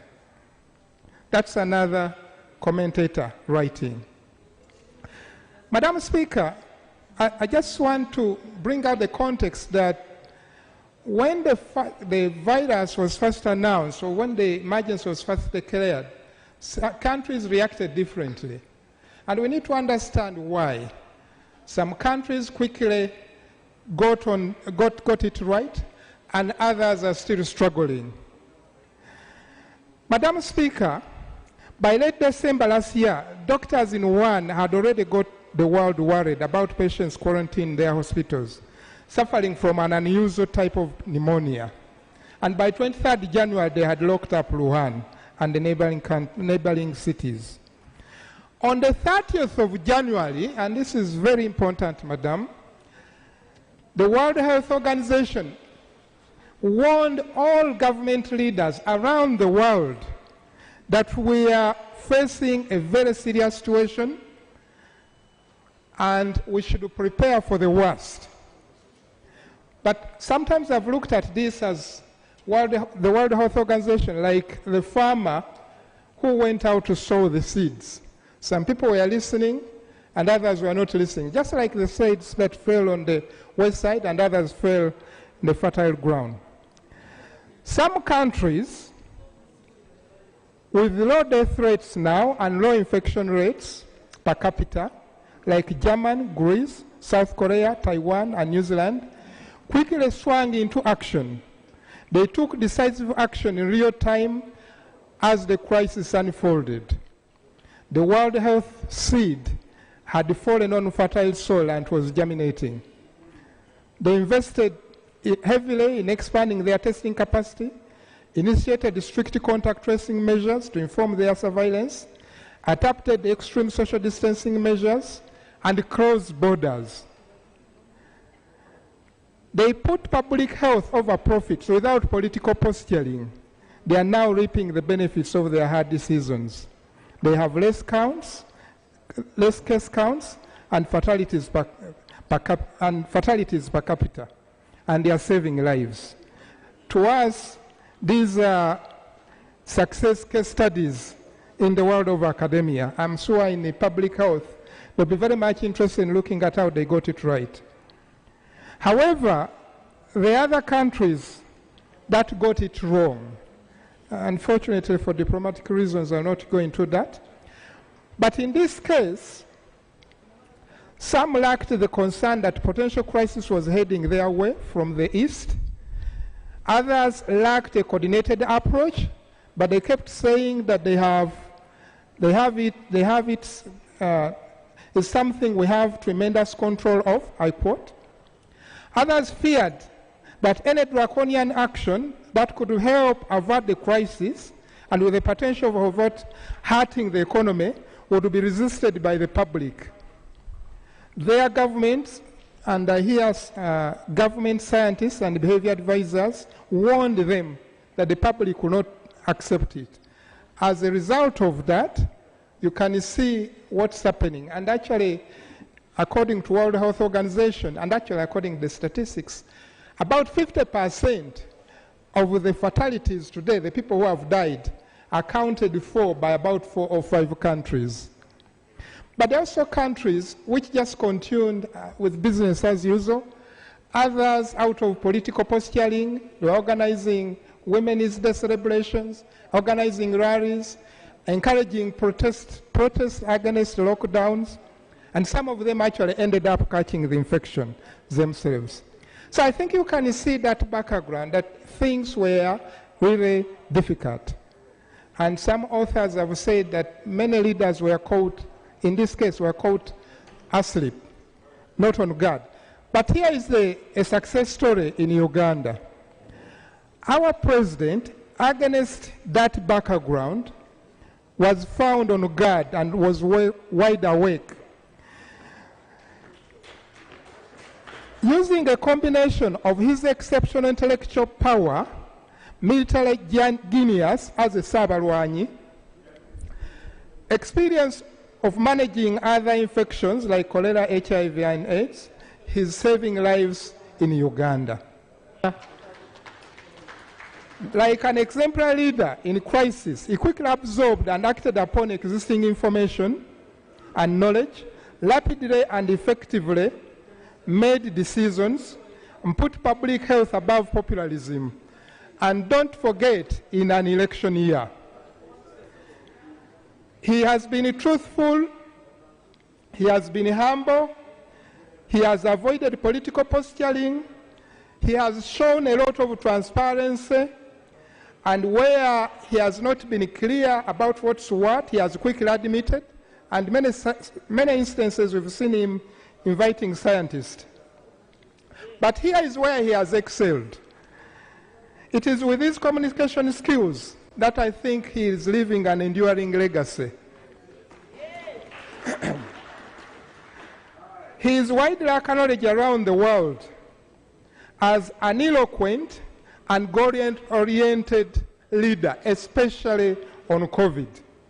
He has clearly explained what the virus is, how it is transmitted, who is at risk, and has armed us all systematically with defense mechanism against the virus. In his frequent communication, he's always clear, is very succinct, and has always simplified his messages, delivered them in a layman's language, being clear about the objectives, and not using complicated languages. I always find him amazing. He communicates with scientific rigor, with a lot of calmness, disarming this hysteria, and with a lot of soberness and determination. No doubt around the country, he has excited our masses around the fight, and I think it's very difficult for people just to go and hide in the areas around the country. So you can see this is a result of his work. In conclusion, Madam Speaker, people from within and around the world are looking at him for information, guidance, and leadership. In a survey by a communication agency, Barson, Cohn, and Wolf, it is reported his Facebook has grown from 600,000 people as at 1st March 2020 to 700 as at 21st March. Is topping all sub-Saharan African leaders in the percentage growth of his Facebook following. Yeah. However, for people seeking definitive answer on coronavirus issues and policy on managing the pandemic, he has reached over 500 million users, according to the same company. This is, no doubt this is a mark of faith in his leadership and credentials. But above all, he has managed to unite the country. He has brought together the opposition to work with him on this. The religious leaders are praising his leadership role on this. Civil societies have accepted. Private sector is fighting along with him, manifested by the donations that they are making. He's encouraging research, and I'm sure very soon we'll receive from Makerere faster and cheaper coronavirus test. Please wind up. Thank you very much, Madam Speaker, but I'll just conclude by saying that there are some empires on the way Empire, I understand, is Runyankore word for goats. And this can be dangerous on the way. I'm sure in Chiboga, when I go back, they'll be asking me about the food, especially the people who are working on a day-to-day basis. But you still need to look at the economy. I think that's the area which is requiring attention now that lives have been saved. And of course, there is the pressure of reopening, and I think we need to be, Right Honorable Prime Minister, we need to be very careful about that, because in some countries we've seen them reopening and then closing again. Right Honorable Speaker, I beg to support the motion. Thank you very much. Honourable members, wait, please wait. Now that the move and seconder have finished, the Bataka will receive 3 minutes, as usual. So, please, Honourable Oranya, Honourable Wadri, Honourable Odria, Honourable Asa first, then I come like this. I'm coming like this, please. Thank you. Right Honourable Speaker. Right Honourable Speaker, I rise to amend the motion. Right Honourable Speaker, looking at this motion is very important. I would like to amend the motion to include thanking the Right Honourable Speaker of the Parliament of the Republic of Uganda for steering this Parliament very well at this trying moment. Right Honourable Speaker, if we pay tribute to His Excellency the President of Uganda, we must not forget paying tribute to the Right Honourable Speaker of the Parliament of the Republic of this country. I beg to move, Right Honourable Speaker. Right Honourable Speaker, on the same note, I would like also this motion to include thanking all members of Parliament who perseveres to sit and continue transacting businesses for the betterment of this country. Right Honourable Speaker, I beg to move those amendments. Right Honourable Speaker, I may comment briefly on my amendment. Right Honourable Speaker, having seconded has it been seconded by very many colleagues of mine to include the motions, thanking you. Has the motions been procedure? Right Honourable Speaker, if I may be protected. A procedure, Madam Speaker. Yes, Honourable. Madam Speaker, I thank you very much, Madam Speaker. Madam Speaker, the procedure matter I'm putting up is that the main mover, of course, those are the points you have, no more. The main mover of the motion, his second point, if I was attentive and hearing very well, he expresses its appreciation to Parliament, the national and the district task forces. Madam Speaker, an indication that already this Parliament is recognized by the main mover of this motion, the contribution they made in fighting the pandemic COVID-19. Is it procedure right there for Madam Speaker to have a motion on the top of a motion without first disposing of the first motion? Is it procedure right, Madam Speaker? I don't know whether the mover has. Do you have an objection? Do you have objection?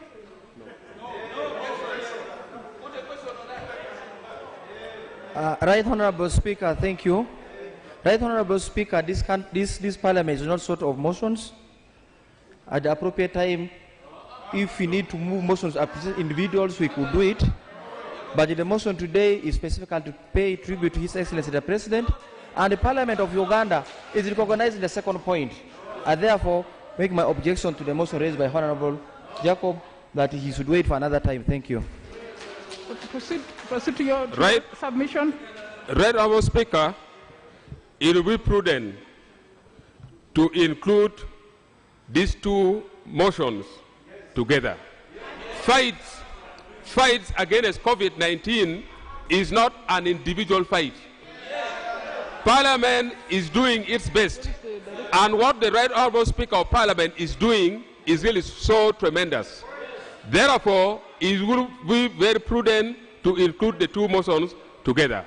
Right Honourable Speaker, despite the calls by many Ugandans to close Parliament, you stood very firm and you told Ugandans that the roles of members of Parliament and the work of members of Parliament must not be bogged down. That is why it's very important to pay tribute to you specifically for steering this House very well. On this note, Right Honourable Speaker, I am happy that my colleagues support it, and when you are debating, it will be very important to pay tribute to His Excellency at the same time to pay tribute to the Right Honourable Speaker of Parliament of the Republic of Uganda. I beg to move. Proceed, Madam Speaker. Proceed, Madam Speaker. Thank you very much, Right Honourable Speaker. Right Honourable Speaker, allow me to appreciate the issue that is being raised by my colleague who has just left the podium. Madam Speaker, I strongly appreciate that the Right Honourable Speaker, together with the Parliament of Uganda, have contributed greatly to the issue of COVID-19. For that matter, Madam Speaker, I would like to request this House, as a point of procedure, that let us consider the motion appreciating His Excellency the President independently, and then I request, Madam Speaker, that you allow a member of Parliament to bring another motion specifically appreciating the Right Honourable Speaker and the Parliament of Uganda, so that it comes out prominently. Because, Madam Speaker, truly, if we mix up issues today, the efforts by Madam Speaker and the House will also be lost. So I appreciate the concern, but I beg, Madam Speaker, that we allow the motion appreciating His Excellency the President to be completed and concluded, and also some other day or even today we can raise another motion specifically appreciating the Right Honourable Speaker. Madam Speaker, I'm raising it as a matter of procedure because of the importance of the contribution by His Excellency and also the contributions made by the Right Honourable Speaker. Madam Speaker, I beg to move. Honourable members, I'll come back to my ruling later. Let us proceed. Honourable Odria Asa. Then I go to the middle. 3 minutes, please. Thank you very much, Right Honourable Speaker. I want to continue from where my colleague, Honourable Olanya, left. Right Honourable Speaker, right from the onset, I will want to say that this motion has been ill-timed. Ill-timed in the sense that when you are paying tribute for good work, you pay that tribute after completion of the work.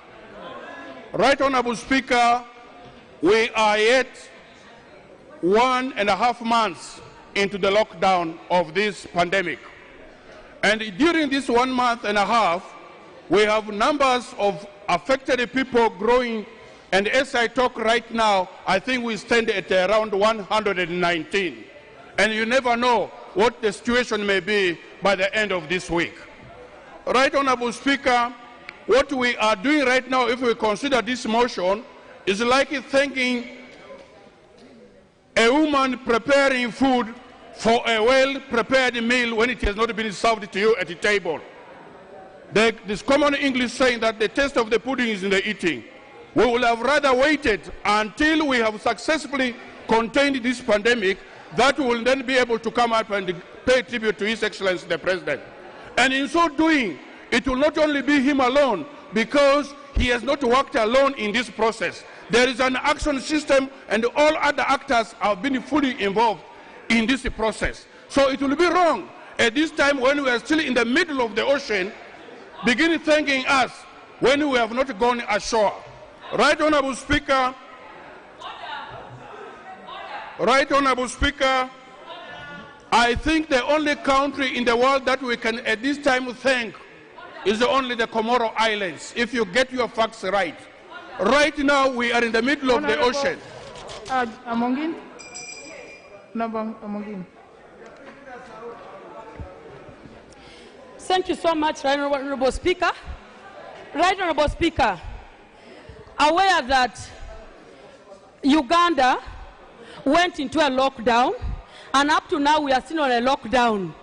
And comparing Uganda with the rest of the world, including US, Europe, China, and most parts in Africa, Madam Speaker, is the honorable member for sure, in order to say that this motion is not timely, aware that as a country we are making progress, and as a country we need to motivate. This is a motivational motion to enable the presidency, to enable all the other stakeholders, including the Ministry of Health, to continue the good fight on behalf of Ugandans.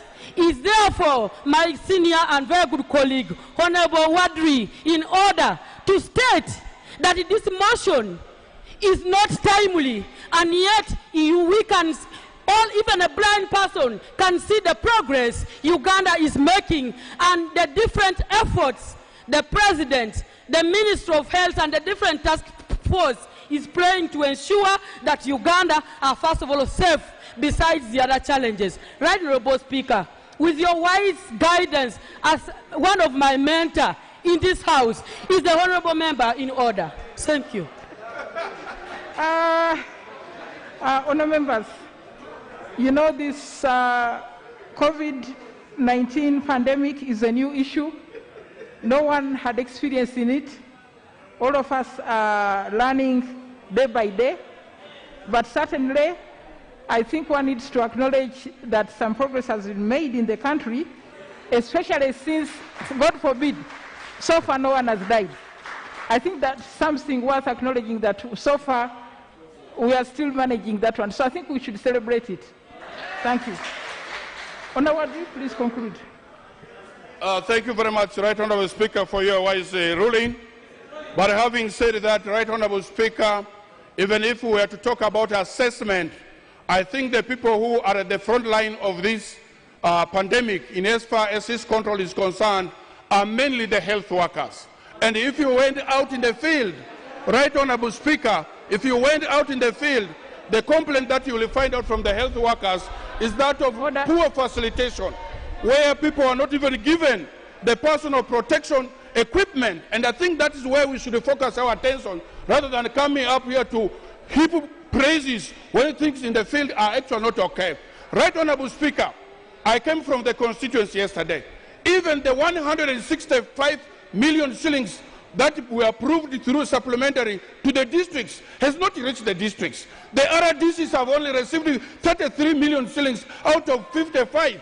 So we should go back and look at our progress made vis-a-vis the mistakes that we have made. And it is only fair, Right Honourable Speaker, that we also look at the discriminatory approaches that are being handled. Point of order from the Minister, Local Government.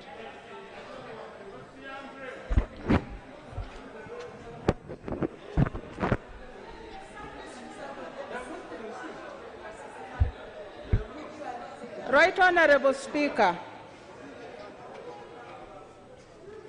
as the Minister of State for Local Government, and as a person who took trouble to tour some of the districts, all the districts, including Arua.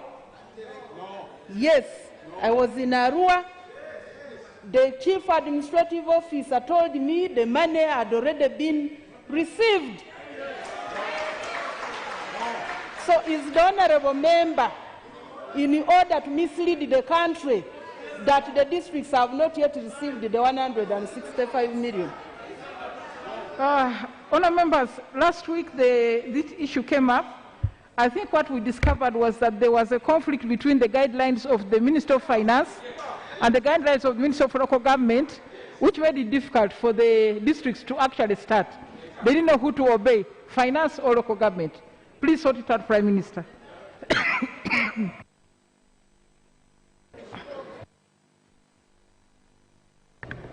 Thank you very much, Right Honourable Speaker, for your wise ruling. I attended the District Task Force meeting on Monday and Thursday last week. As far as Arua District is concerned, it is true the Minister had been there, but you can even ring there and find out from them as to whether that money has been disbursed. Their money is not there yet. Right Honourable Speaker, in this period of the pandemic, many Ugandans, especially those living in urban areas, will not die necessarily because of the COVID infection, but they will die out of starvation.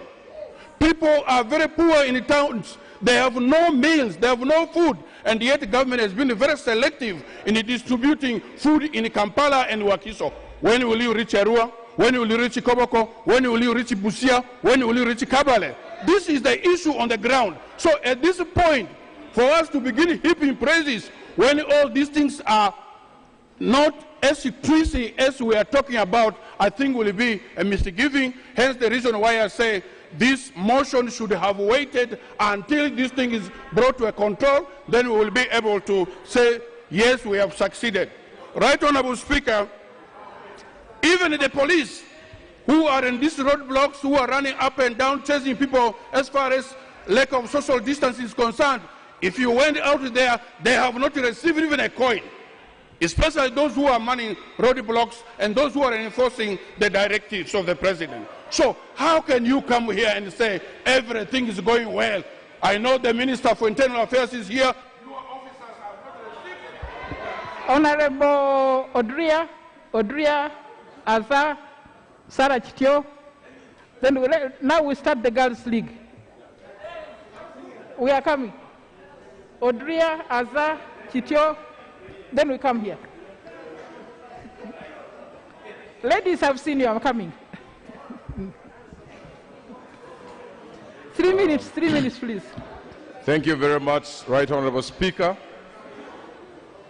Right Honourable Speaker, I want to thank you so much for offering yourself to lead us in this Parliament of Uganda. Right Honourable Speaker, again I want to thank you. You always sacrifice yourself to go and meet the executive, and you agree on issues. After agreeing on issues, you find the turn against you, as if the intention is to tarnish you. I think that is wrong. Right Honourable Speaker, I stand here to second this motion. I stand here to second this motion. Point of order, Right Honourable Speaker. On the following points. Point of order. I stand here to second this motion on the following points. Point of order. One. Right Honourable Speaker. Point of order. I want to pay tribute to His Excellency. Point on of issue order. number one. Point number one is. Point of order. Right Honourable Speaker. Yes. Right Honourable Speaker. Yes, no. Parliament is debating a motion to pay tribute to the great leader of this nation. I listened to the Honourable Member complaining that while the Speaker works very hard and coordinates with the executive and come to an agreement, the executive disappoints her. Yes.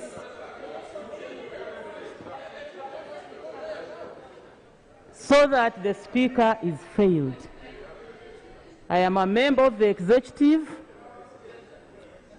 I would like to know this kind of betrayal, and therefore I want to pose a question whether the honorable member on the floor is in order to continue insinuating and imputing improper motives in the executive without substantiating. Honour members, I believe this motion, when it was being introduced, was to bring the country together. I think let's try to move together.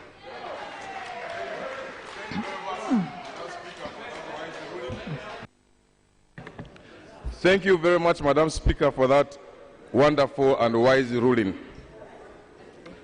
Madam Speaker, I stand to support this motion on the fact that His Excellency has gone to the spirit of consultative leadership by working with the technical people. And I think that has been an achievement to him.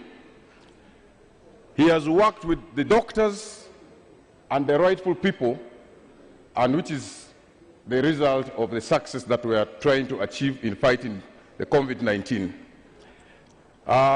Madam Speaker, I also want to pay tribute to the President because of the countrywide grassroots information flow and awareness about the COVID-19. I've been deep in the constituency, I've been deep in the villages, and when I got a call from my brother Okello Boni about this motion, I had to drive yesterday and I reached Kampala at around midnight. Deep down there is awareness about this COVID, and I believe this is a great achievement by His Excellency and his team. I thank him for that. Thirdly, Madam Speaker, as you very much know that West Nile region is bordered by two countries, that is Sudan and Congo, I would like to report to this House, and I want to thank His Excellency for beefing security countrywide and across all the porous border points that we have in this country. I thank the President for that. However, I also have my only one recommendation to government as I conclude. Madam Speaker, it is true that currently situations are not okay when it comes to food.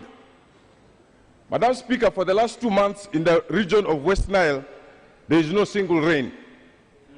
We had a drop where people planted seedlings, and as per now, they are all burnt because there is no rain.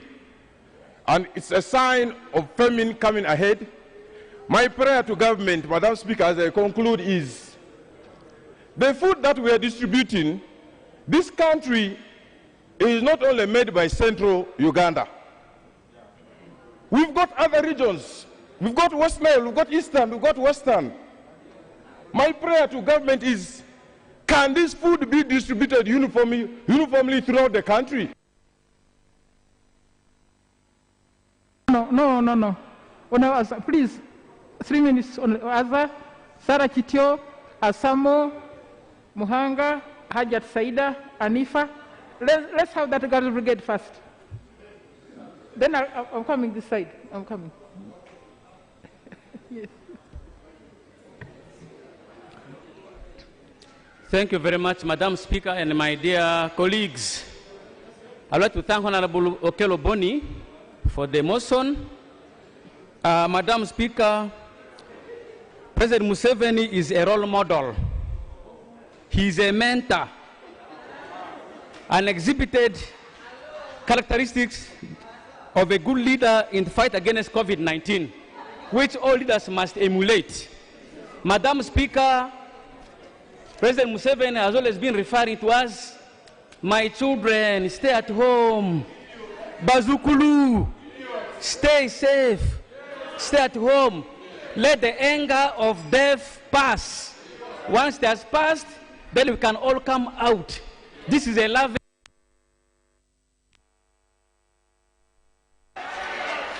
Madam Speaker, between 1960 to 1985, that's a period of about 25 years, Uganda was ruled by 8 presidents. Within 25 years, Uganda was ruled by 8 presidents between 1960 to 1985. And this period, Madam Speaker, was characterized by chaos, anarchy, lawlessness, instability, insecurity, coup d'etats, insanity, impunity, civil strife, assassinations, and economic decline. However, Madam Speaker, between 1985 to date, that's a period of 35 years. Within these 35 years, Madam Speaker, President Museveni was able to stabilize the country. There is a peace, there is a progress, there is a stability, there is development, there is unity. President Museveni is a Pan-Africanist. He's a peacekeeper. He is a nationalist. He's a liberator, freedom fighter. He's a leader who cares for his people. Long live President Museveni, long live the people of Uganda. We shall continue fighting COVID-19 until nobody will die in this country. I say all this for God and my country. Thank you very much. Can I ask Honorable Asamo to move up, Honorable Muhanga to move nearer to the microphone, Honorable Saida to move nearer to the microphone. Let me first get the ladies. Honorable Ababiko and Anifa, then I go to this side. Move nearer to the microphone. Thank you, Right Honorable Speaker. Right Honorable Speaker, I stand here to add my voice on those senior members and colleagues of mine that talked before, to thank the President of this country for the great leadership, for the great job he has offered to us. The young people of this country, we are known. Most of those young people are not employed.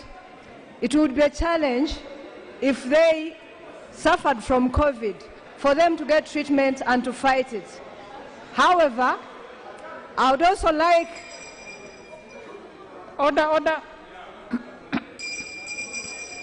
Right Honorable Speaker, I stand here to thank the President and his team, the task force, the National Task Force, the Ministry of Health, those local health teams that have done a great job, different stakeholders who have helped the young people of this country to understand this COVID and to educate them on how to fight it. I would like also to, however, request the Office of the Prime Minister and the government to make sure that by the time they open, I know there will be a challenge of the masks. Most of these people are not working. These are border guys. These are the people who earn. Whatever they earn on a daily basis is what they spend. I would request the Ministry of Health to come up with a way of distributing masks to those young people, the jobless ones, those who leave home every day to come and look for what to eat before they are arrested by the police. I'd also request that Central Region is not only in Wakiso and Kampala.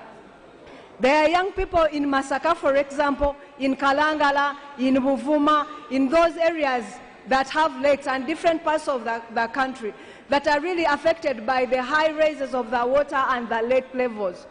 Right Honorable Speaker, because of the quarantine, these young people cannot move even to their villages or to their relatives. They are dying out there. I'd request the government, first of all, to give them food, to give them help, and to make sure they get mosquito nets. Because of those stagnant water, there's a lot of mosquitoes. But in the end, I can't say enough. I do not have enough words to say to thank the President of this country for the great work he has done. He has been a great leader. He's such a grandfather that we all feel like we are proud of. And I want to thank you so much. May God bless you. Thank you, Honorable Asamo. Asamo followed by Honorable Saida. Then Margaret Muhanga. Anifa. Yeah, thank you, Right Honorable Speaker. Right Honorable Speaker, when COVID was announced on the 22nd of March, all Ugandans went into fear and anxiety, and we didn't know what to do. I think that's the time all Ugandans became Christians and cried to God, and there was fear in all homes. Right Honourable Speaker, I want to pay tribute to His Excellency that he had to get on the front line and call the leader of Parliament, the leader of Judiciary, all the other stakeholders and said, what can we do? Because even he called the religious leaders. By the time we heard he was closing churches, I was like, is it really? But the leaders said we were consulted. I think we need to pay tribute to somebody who consulted, otherwise we would have gone into chaos. And I want to thank him for that. Right Honourable Speaker, the President, whenever he is consulting, he even goes to the extent of going to receive messages on SMS to hear what the Wananchi are saying. And he comes back and gives answers to some of the questions that we raise as the Wananchi. Madam Speaker, looking around our neighborhood, we know what has happened in some countries where the President has even gone to the extent of becoming a technical lab assistant, becoming the minister, and is not consulting, and is running the government alone. I will not mention the country. And we have seen the numbers of COVID, which have increased. I think we need to appreciate where credit is, and I want to thank the President for that. Right now, our Speaker, there are also lessons that have been learned from COVID. I think COVID has given the President even more insight to think further. Before COVID came, President Museveni had moved around the whole Uganda preaching the message of food security. Now, when the thing hit us, we realized food was the only answer. On the side of health, but food was the real thing that we needed. We didn't want clothes, we didn't want anything, but we're looking at food. And I recalled and said, I think God had talked to the President and said, go around with a message on food security. And that was critical. Right Honourable Speaker, I want to think that I was listening to the economic debate, and one of the leaders said in the economic area that now the President is consulting us. We think after COVID, Uganda is going to be a new Uganda. It has brought different stakeholders. Many Ugandans have brought food to Uganda through the office of the Prime Minister under the leadership of Honorable Karoro Kurut. Where were these Ugandans before? People have contributed. It shows you the unity. Honorable Saida Bumba, followed by Honorable Muhanga, Honorable Shira Kabaije, Anifa, Honorable Anifa Kawoi.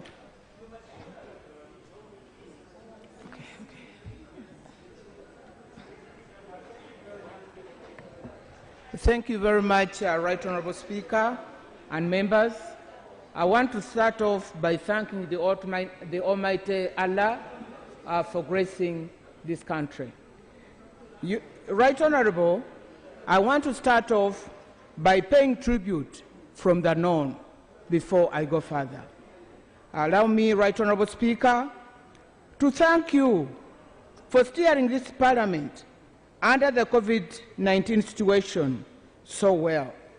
We know it has not been smooth, but you have stood firm against the so many challenges which you have faced, and also the members of Parliament. I take this opportunity to commend the people of the members of the 10th Parliament. Right Honourable Speaker, you have exhibited exceptional management skills under the crisis. Thank you, Right Honourable. I now want to move to the main motion. Right Honourable Speaker, they say that Uganda is gifted by nature, and this is not only by rich flora and fauna, but also the competent human resource led by none other than His Excellency Yoweri Kaguta Museveni. Right Honourable, as we all know, under the current situation, he has put life of Ugandans above everything else. We are in the election year, and we know heads of states who have decided to hide the bad situation in their countries because they have elections fairly soon. But he put all that aside and prioritized the life of Ugandans. He has put the lives of Ugandans above the economy, though it is very important. Many leaders have put the economy above the lives of the people. I strongly commend His Excellency the President for that. The strategy which he designed, which is homegrown, has put Uganda's performance on the world record. And as one of the movers said, if you go to Google and many places, and if you watch international media and listen and watch international media, His Excellency Yoweri Kaguta Museveni is being commended. And Uganda is becoming an expert through his wide leadership in managing epidemics. The first one was the HIV/AIDS, which many leaders didn't want to talk about. He helped us in Uganda to demystify it.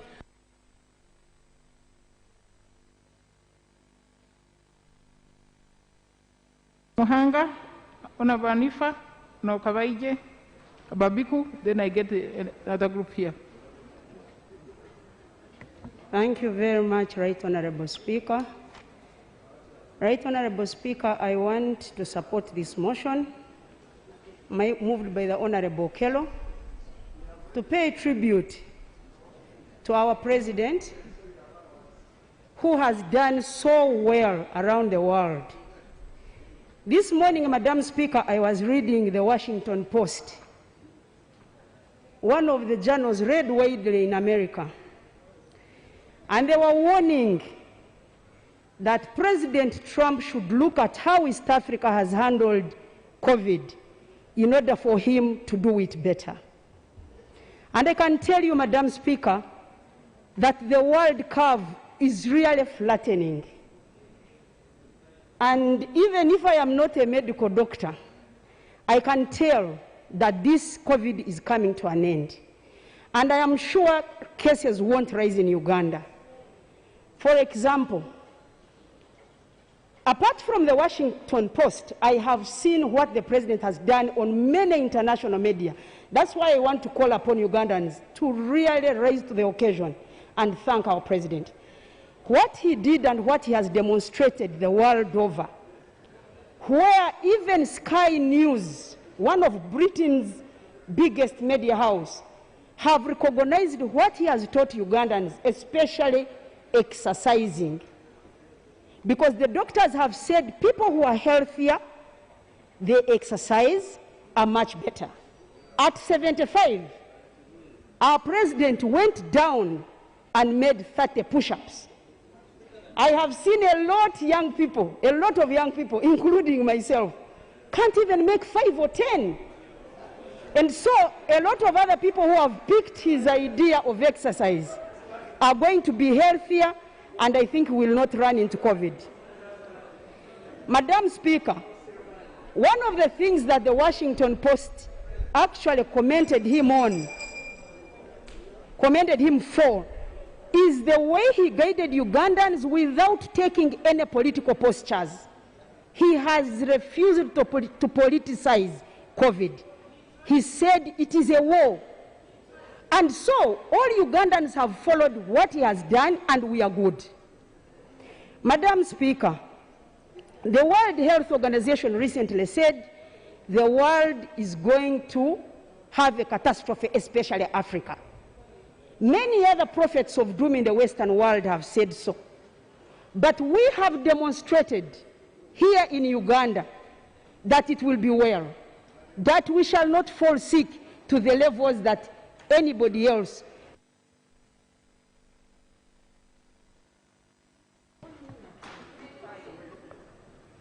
Thank you. Honorable Nifa. Then Honorable Babiku, and then Sheila Kabaije. Other members. Thank you so much, Madam Right Honorable Speaker. I raise up to join my colleagues in paying tribute to His Excellency the President of the Republic of Uganda on demonstrating and registering the following special values.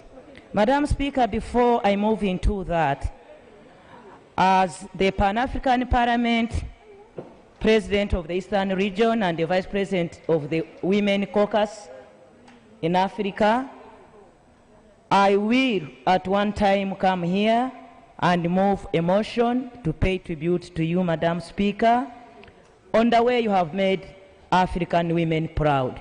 And I'll come here.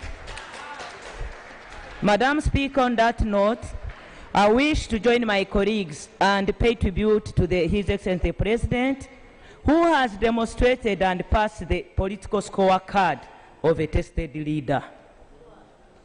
A unifying president, a team player, a visioned leader in management of state-critical disastrous epidemics on top of society management.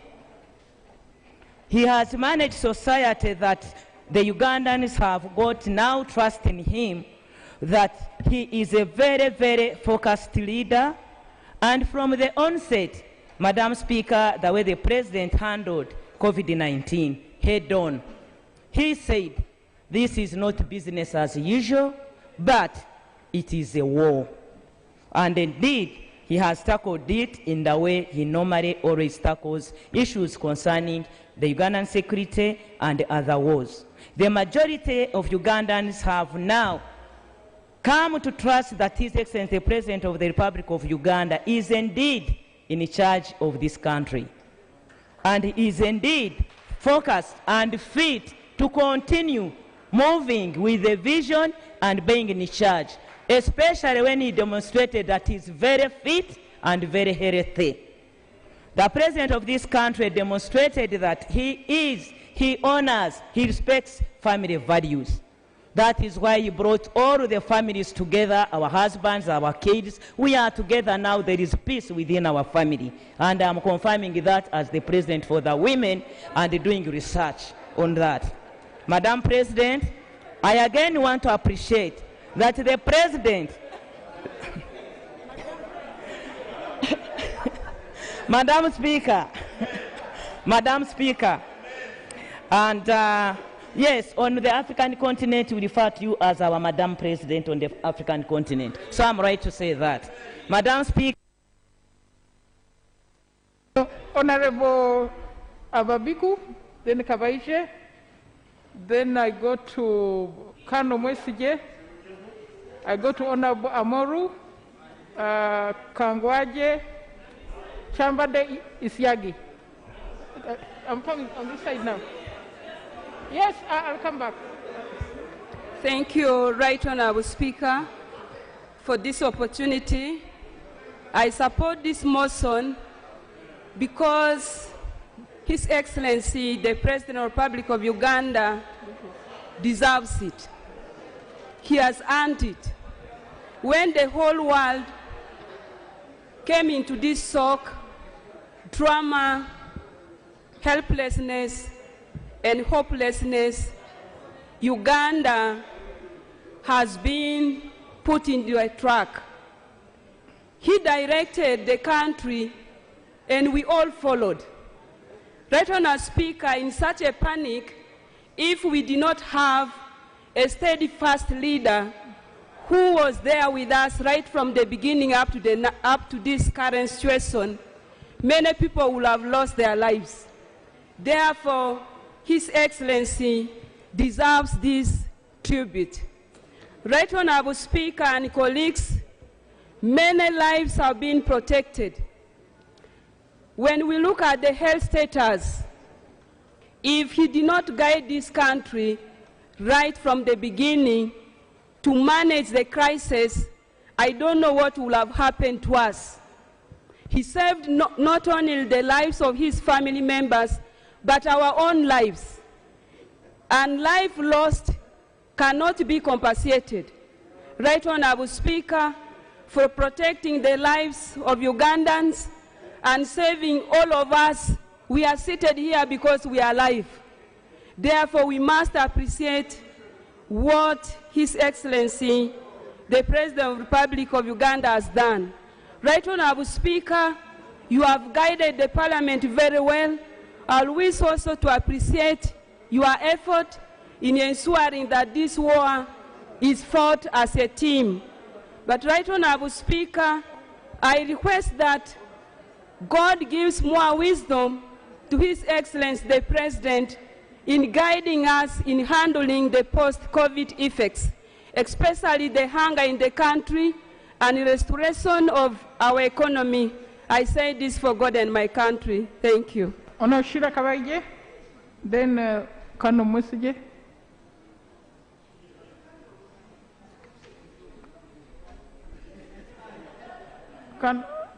Please, Kano, move this side. We don't want to waste time. After that, Amoru. Then Kangwaje, Onaochambade Isiagi. Then Angura. Oh, I'm now this side.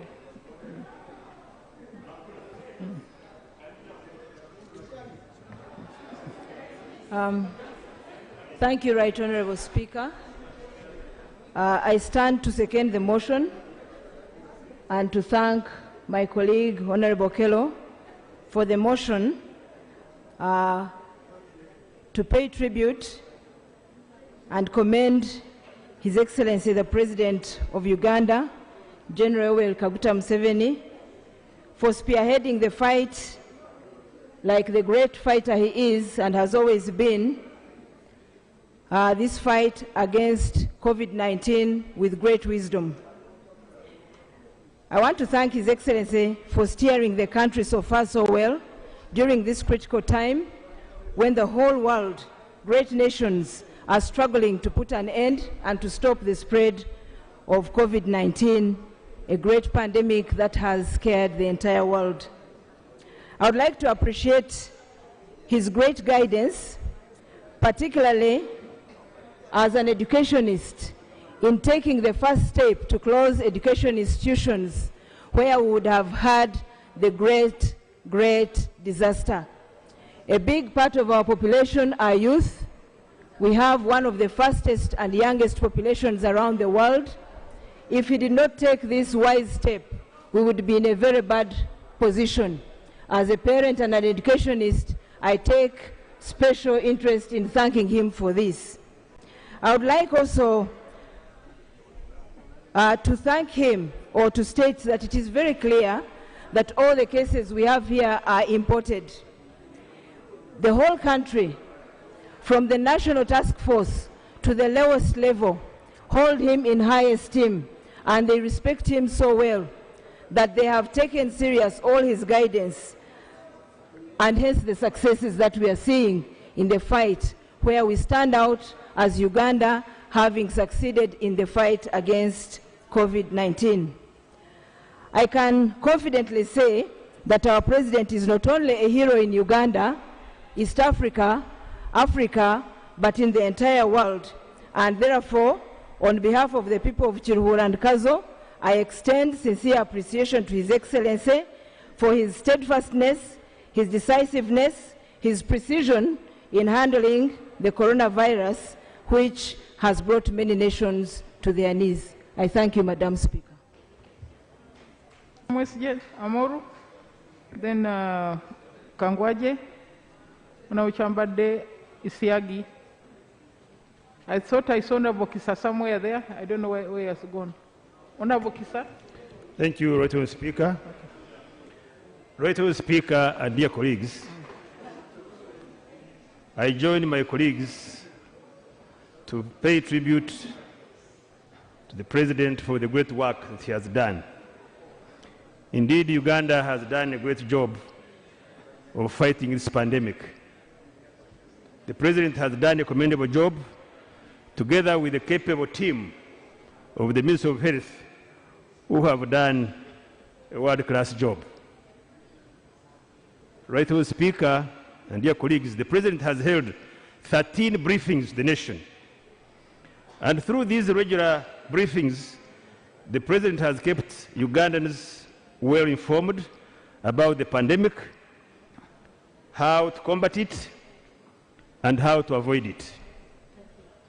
Right Honourable Speaker, the President has applied the long-term tested NRM's revolutionary methods of work in applying scientific advice of health professionals. And this has enabled the President to implement tough but necessary measures. Right Honourable Speaker, how I wish the East African nations and Africa at large were moving together while facing these challenges. Right Honourable Speaker and dear colleagues, history will record the Yoweri Museveni administration approvingly for protecting Ugandans from this most pervasive pandemic. Right Honourable Speaker, the people of Nyabushozi, join me and join the rest of us, honourable colleagues, for appreciating a great job that the President has done in face of this war. Right Honourable Speaker, I rest my case. Thank you, Honourable Amoru. Amoru and then Kangwaje, Unauchambade, Isiagi. I've seen you. Yes, Honourable Kajara, I've seen you. Dr. Odiomusi, I've seen you. I'm trying to calculate the time. Thank you, Right Honourable Speaker. I am most honored to join my colleagues in paying tribute to His Excellency President Yoweri Museveni for the leadership demonstrated that has remained a source of admiration for the rest of the world.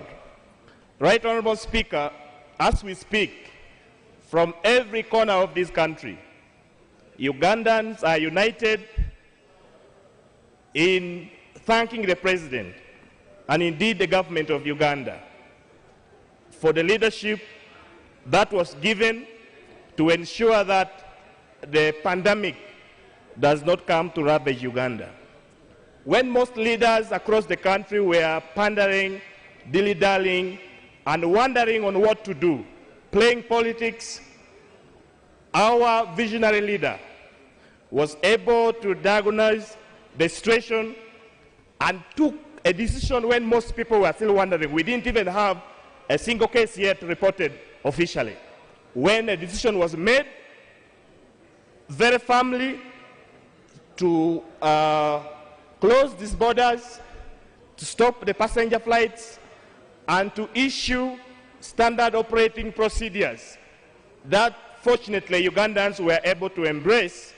And that's why, as we speak now, Uganda has not registered any single death, and also the recovery is shocking even great nations that we had thought were so powerful and would be able to deal with this issue. I am therefore reminded by the words of Martin Luther King Jr. when he said, "The ultimate measure of a man, in this case a person or a leader, is not seen where he stands in times of comfort and convenience, but rather where he stands in times of challenges and controversy."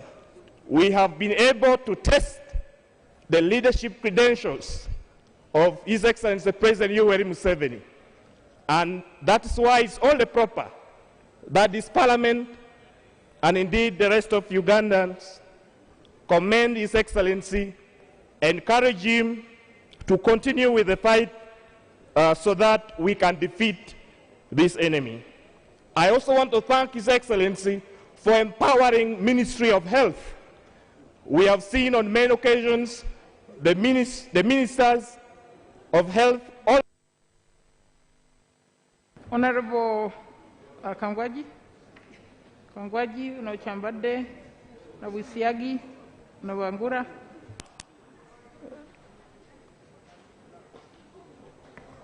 I think I need to get some. Thank you, Right Honourable Speaker. Right Honourable Speaker, allow me to join my colleagues. Right Honourable Speaker, allow me to join my colleagues to pay the tribute to the President, His Excellency, for the great work he has done so far. Right Honourable Speaker, in our language we have a saying that he who has never seen dares to kiss a knife.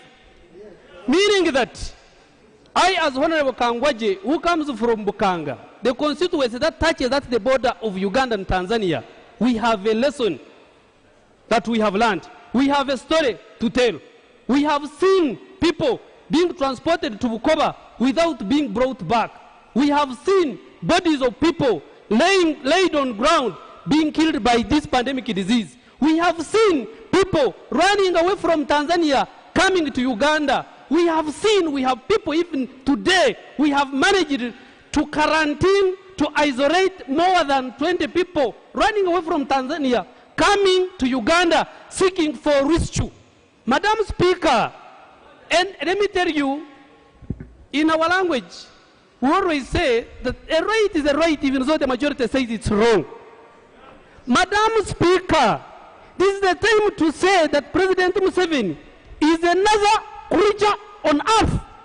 The person who has the real wisdom, the person who is really endowed with a lot of knowledge, the person who can easily stand and say, no, enough is enough, much as we need Uganda, much as we need our economy, but the lives of Ugandans are better than anything else.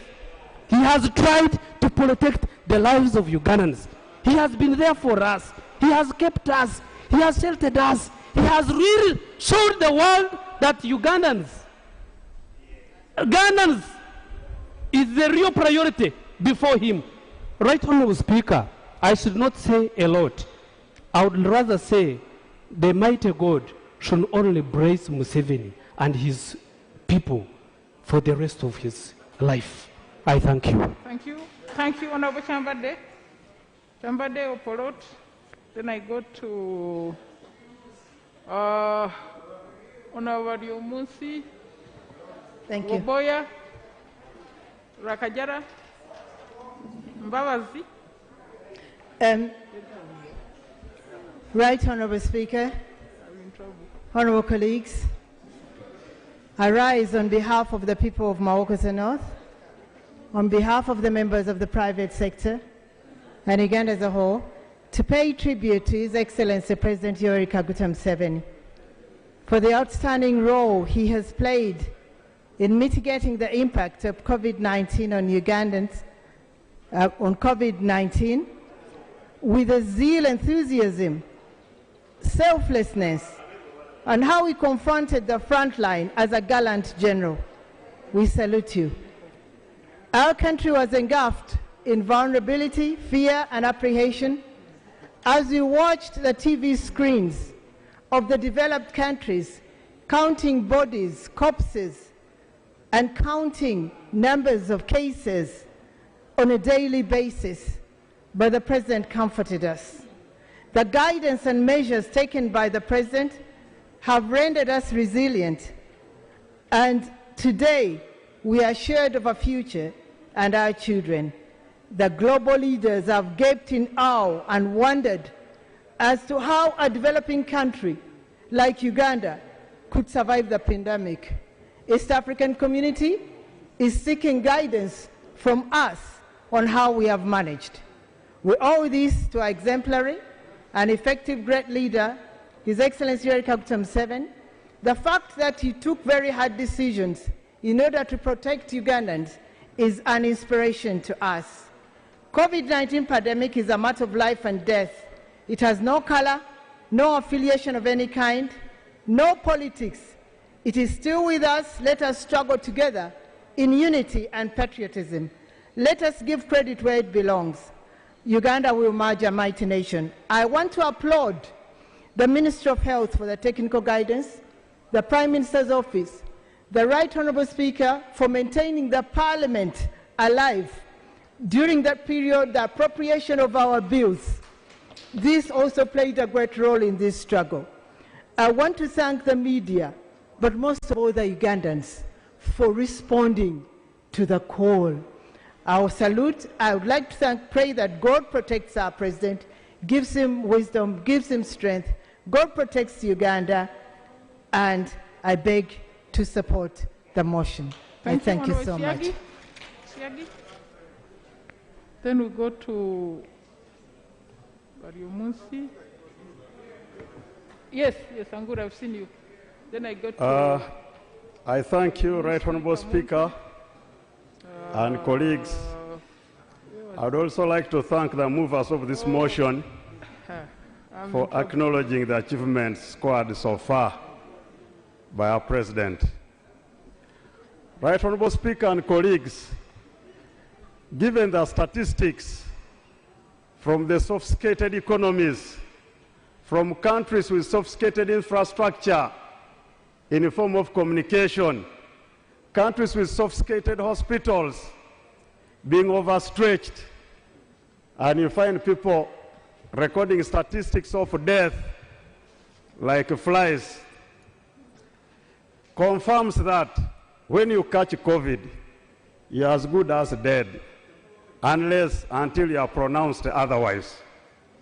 So, Right Honorable Speaker and colleagues, it's so wonderful that Uganda to be where we are so far as COVID is concerned, was a well thought of strategy by the President, a strategy to limit the spread of this disease, of this virus, a strategy which was well thought of by mobilizing in a very short time a very powerful team in human resource, a very powerful Ugandans to mobilize themselves and design to stop the spread of this disease.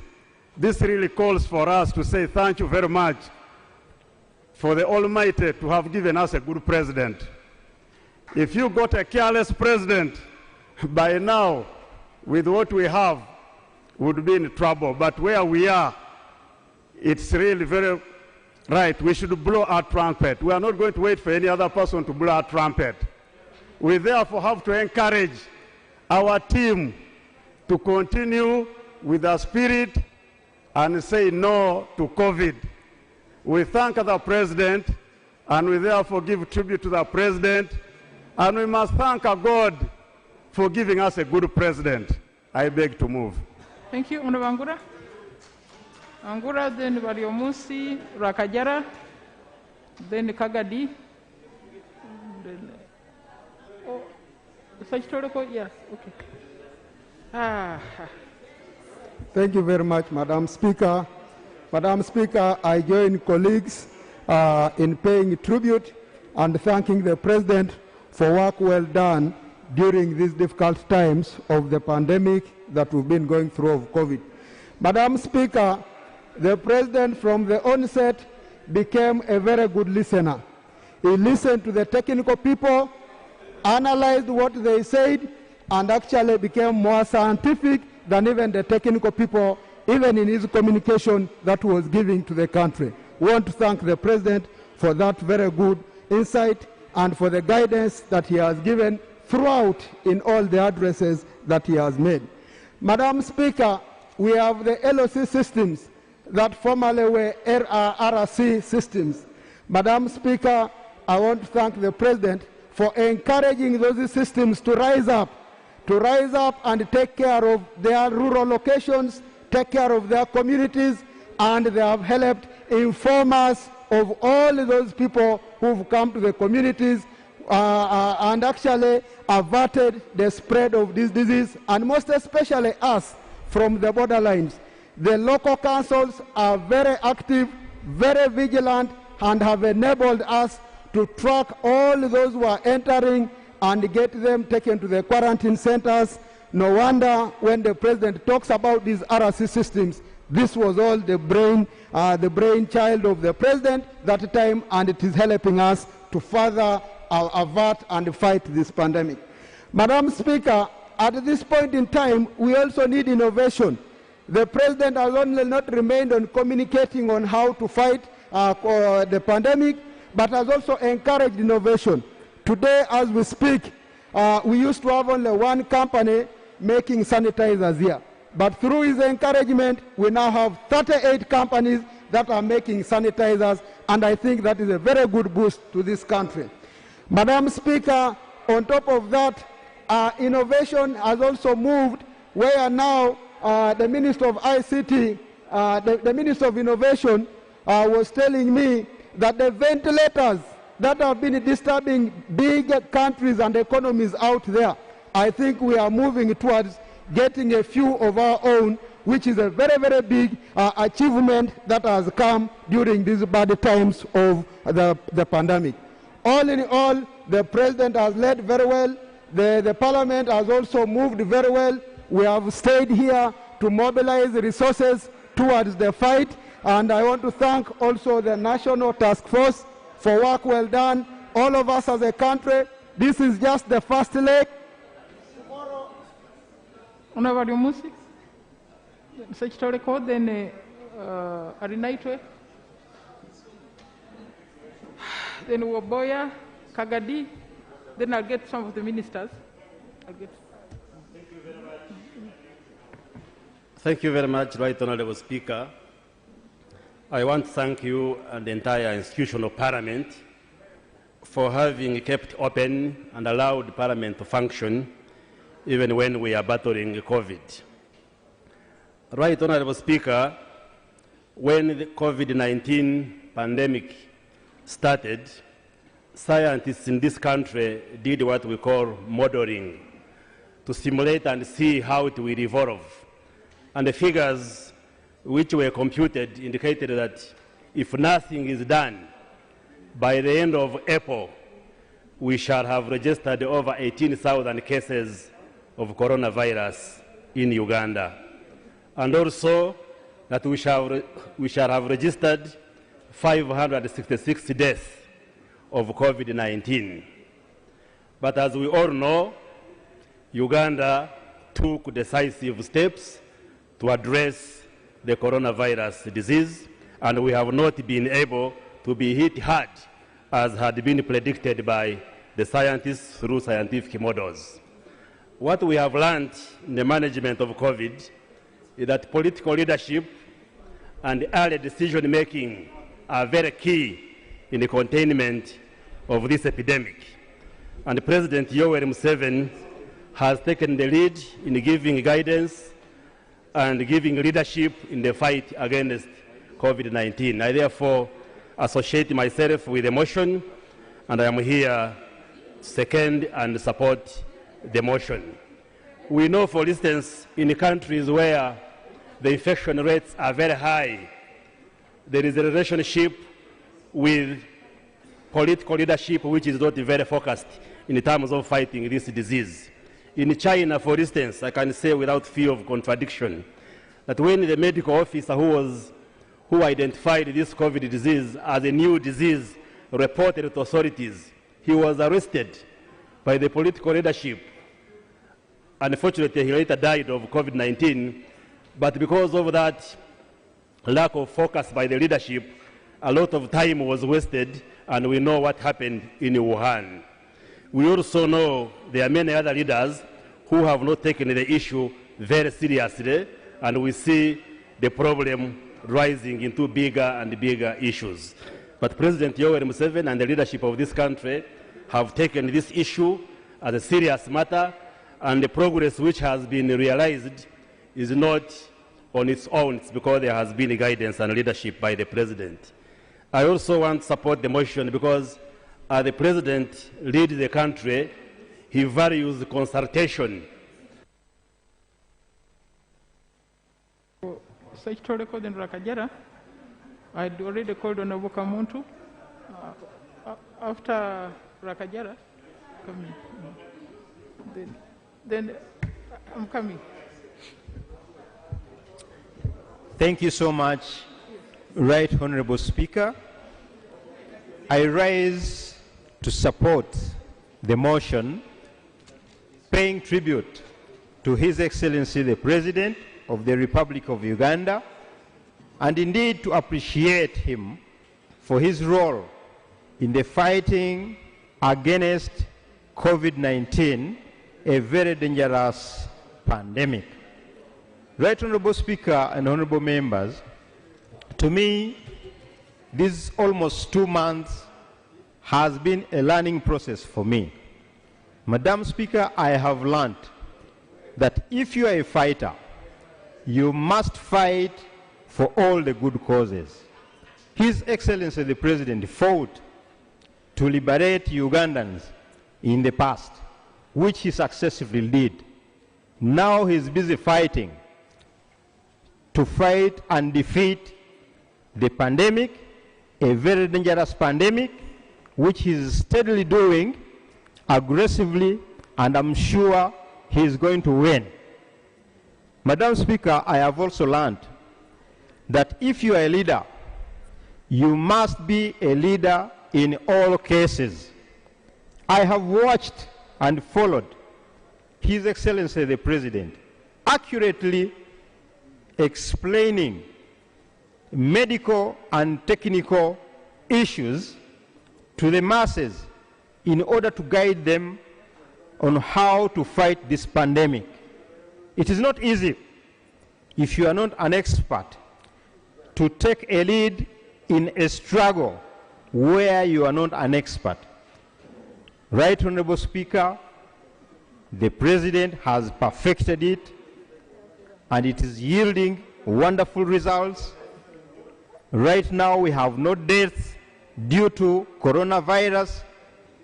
He really deserves to be saluted because he's a great man, and I salute him. Thank you so much, Right Honorable Speaker. Honorable Kajara, then Mbavazi, then I'll get some Amuntu, then Namuyangu. Right Honorable Speaker, I want to thank you for this opportunity. Ramirama. I want to thank the mover of this motion, Honorable Okero. Right Honorable Speaker and honorable members, I'm a believer, and therefore I want to take this opportunity to thank the Almighty God who gave us President Yoweri Museveni with a lot of wisdom. Right Honorable Speaker and honorable members, everybody here knows the history of Uganda, but since 1986, we have gone through many things, but all of them we've been succeeding. We defeated many wars under the leadership of the President Yoweri Museveni. We have been having different epidemics like this one, HIV, Ebola, and so many other things. But under his leadership, we have successfully defeated all of them. Right Honorable Speaker and honorable members, you know that since 1986, many revolutions in this region have taken place. A revolution in Rwanda, South Sudan, and many others, Burundi, and His Excellency, President Yoweri Museveni, has participated fully to bring peace in all those countries. Right Honorable Speaker, a few months back, we have experienced very many challenges. The one of locust in eastern Uganda that was defeated in a simple way when other countries were really being terrorized by the same insects. Then we have been having the issue of water and the moving islands that we have also handled with our technical military officers. When it came to honorable members, in fact, I want to reduce to 2 minutes now. Honorable Mbabazi.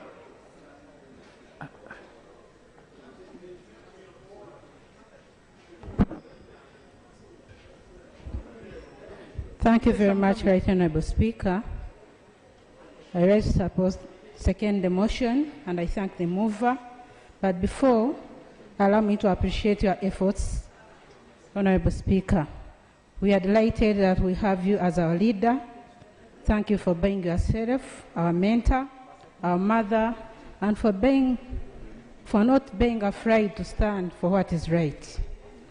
Right Honorable Speaker, as I pay the tribute to His Excellency the President for the timely intervention in coronavirus, I thank the President and the Ministry of Health team for the job well done that was beyond everybody's expectations. I thank the President for believing in our scientists, which made his work easier. And if this country is to run along scientific lines, we shall prosper. Right Honorable Speaker and colleagues, let me also thank the President for setting up a team to coordinate this exercise. The team has worked miracles we have never seen before in the country. I beg His Excellency to embrace this team work for prosperity of this country. I also salute the Parliament for equally standing up the occasion despite their uncoordinated efforts that sometimes brought some hiccups. I pray that we work as one unit to overcome this COVID-19 and beyond. Finally, Right Honorable Speaker. No, Boya, then Kamuntu, Namuyangu, Genovia Kwaso is somewhere. Brigadier Viakwaso. Yes, Genovia Kwaso. Thank you, Right Honorable Speaker. And like the other speakers, thank you, Right Honorable Speaker. I would like to also, in the same vein, thank you for providing a conducive atmosphere for us to deliberate on this very important motion. I want to support the motion.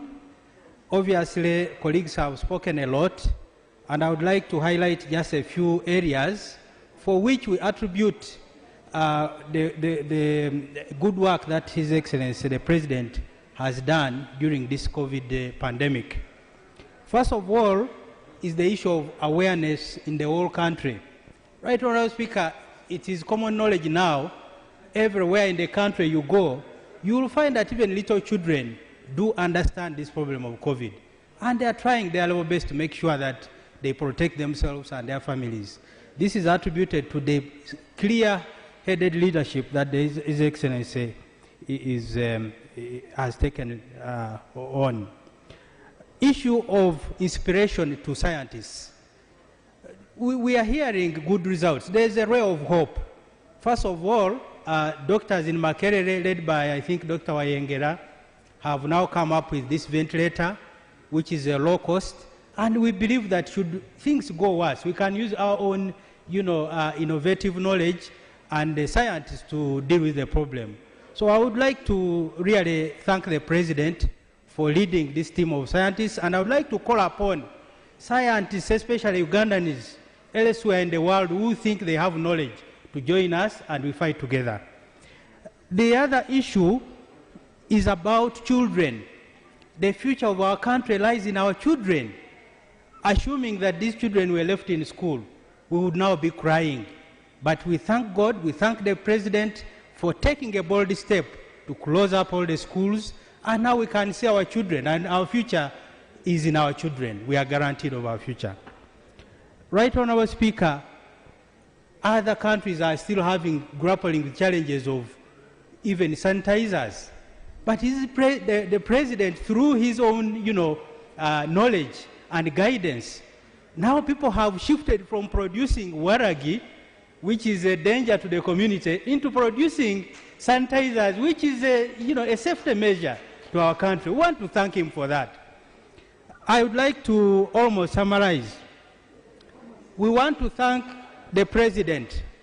You heard that those students of Uganda who were held up in China were languishing there. But it was the bold step of His Excellency the President to send some resources there. And Honorable Kamuntu, then Honorable Namuyangu, Genovia Kwaso, Ramirama Sirwanyi.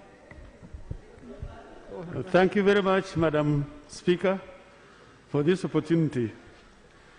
Madam Speaker, it is often said that the quality of leadership can be best tested during a crisis.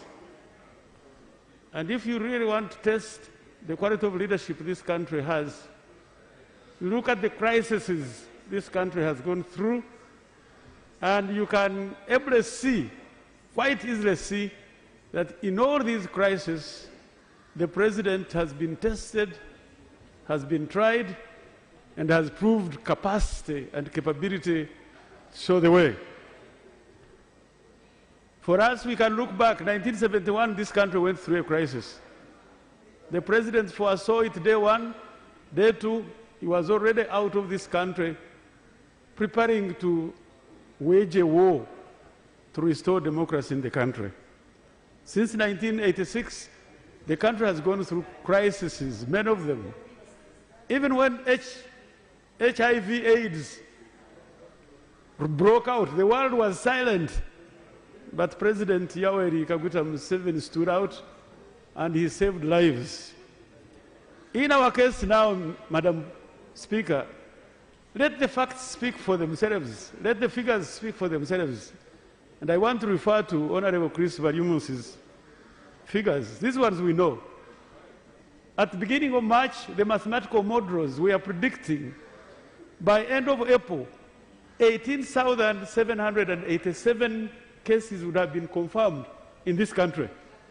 As I'm talking, only 121 cases have been confirmed. So if you want to put arithmetic at play, by leadership, our President has shown 18,666, which would have been confirmed cases, have been saved. You tell me, if you are really objective, 566 cases would have died. We have not witnessed any death.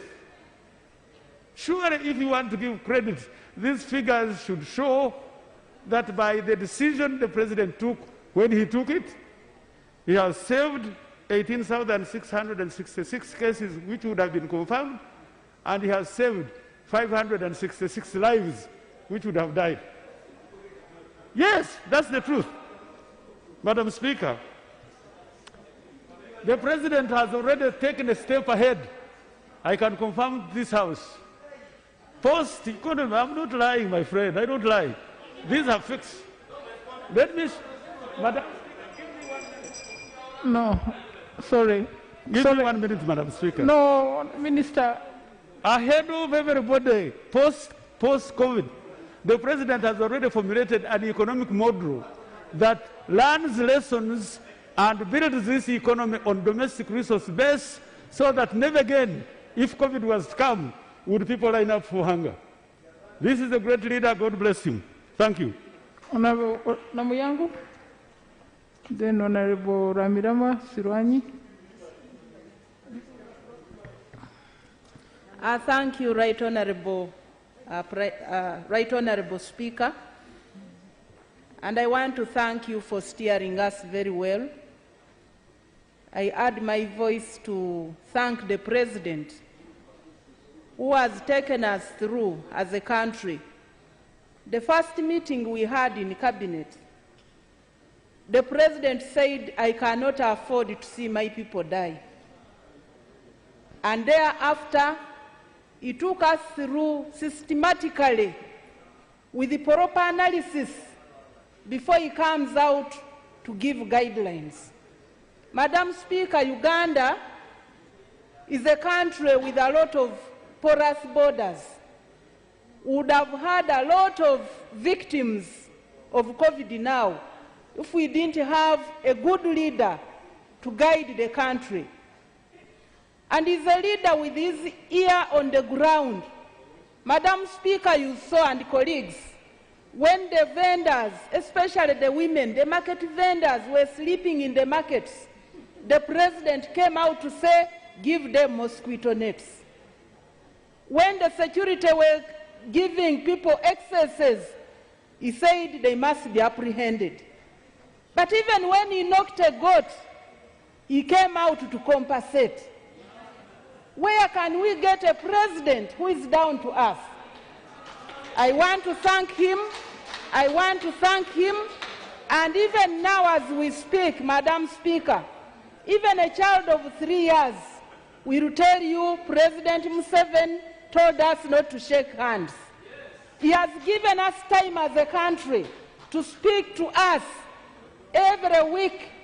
He's almost on radios and TVs 2 times to make sure that the people are alive. I want to thank you, and I want to thank the President and to pray to the living God to continue giving him good health. I thank you. Honorable Mirama, then Sruanyi, then Flavia. Colonel Flavia will come. Here, then there. Thank you, Madam Speaker, for giving me this opportunity to pay tribute to His Excellency the President for his outstanding leadership in the COVID-19 pandemic period. Uganda's strength is very amazing. We are not a giant of science. We are not an economic giant, but we have a human resource ably led by His Excellency President Yoweri Kaguta Museveni. He has proved a great strategist. The decision to close schools and send these children home was a classic one. It does not only save us, did not only save us from the spread, but it guaranteed Uganda's future.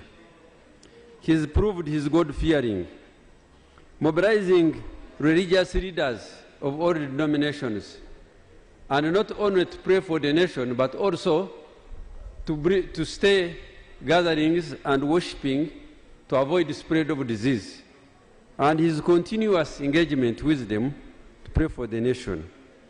Mobilizing resources from outside and inside the country to cater for the needy people and also where we have challenges.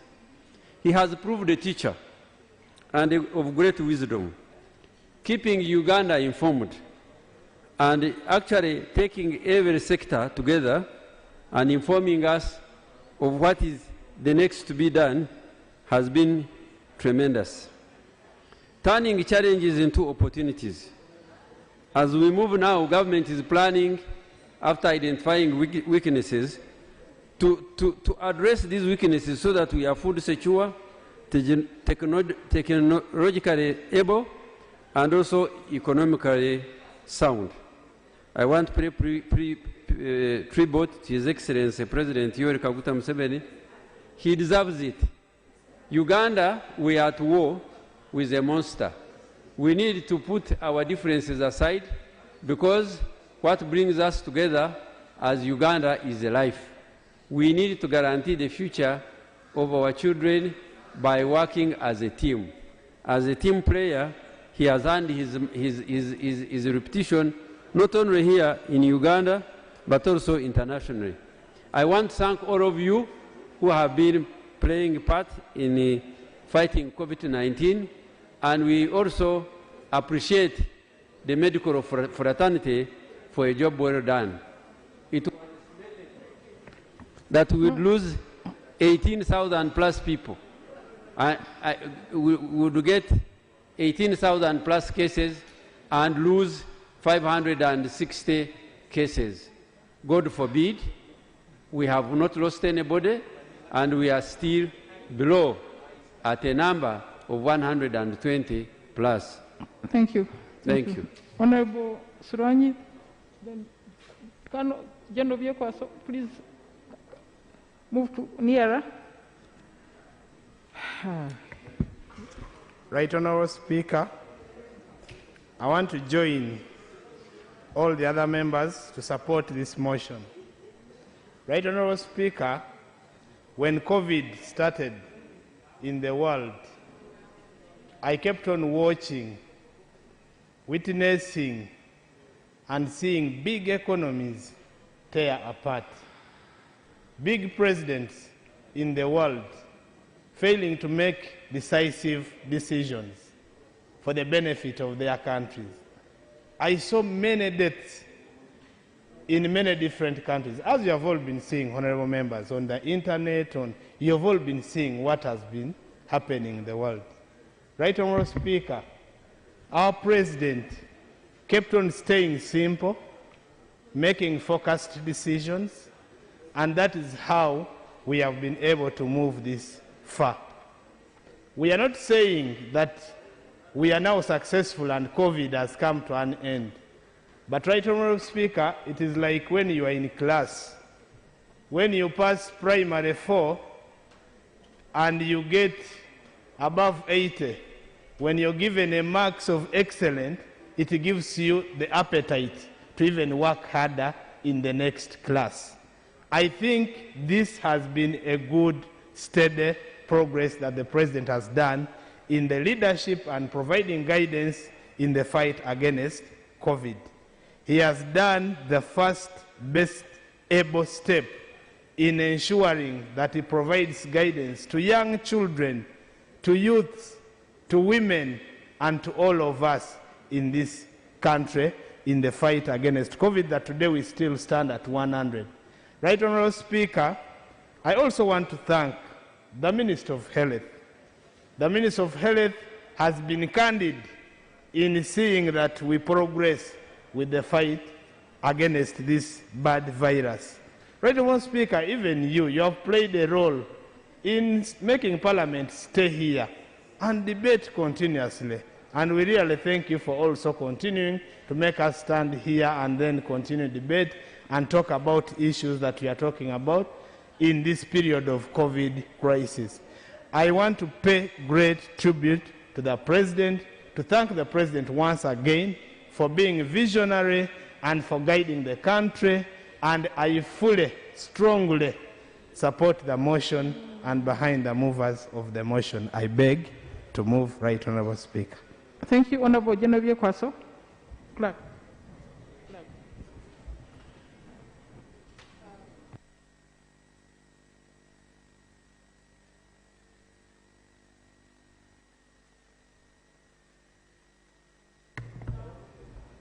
As the English saying goes, that we should give credit where it's due. And I want Right Honourable Speaker to also recognize His Excellency right from a historical perspective, that suffice to mention that right from the beginning of his full years, the President, the person of the President has always had a passion for Uganda and Ugandans at large. We all know how he fought the dictatorships where others would have gone to spend their youthful years. The President decided to give up his life for Uganda.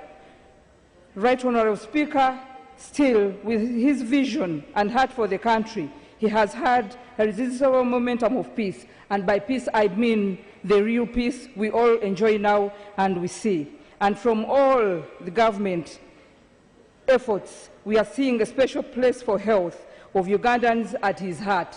We've seen other campaigns before this, the Ebola immunization, kick polio campaign, to mention but a few. Right Honourable Speaker, in the face of this pandemic, Ugandans, when we used to think it was far distant in China, that's where we used to hear it, and we thought it was miles away, but save, this man had already thought about it. And the first time, Right Honourable Speaker, we heard that the virus had gone out of China, this alert man always was at it already. And to that effect, Right Honourable Speaker, we want to thank him that because of that, we've not had any skirmish and we've not had any death, and we've almost a flat curve, Right Honourable Speaker. His two timely decisions, Right Honourable Speaker, have served this country. From the time he had, by locking down, by stopping schools, by stopping populous areas, and the second one, when we had the first case, the lockdown, Right Honourable Speaker, this visionary leader has really, I can mention, and I should not be accused of being blasphemous, but you can say that the President currently has been like a Jesus to this country, where the whole country, the whole world was taken by a storm. I said for fear. Yes. Yes. And Right Honourable Speaker, for a moment, we all lost hope. But yes, the Honorable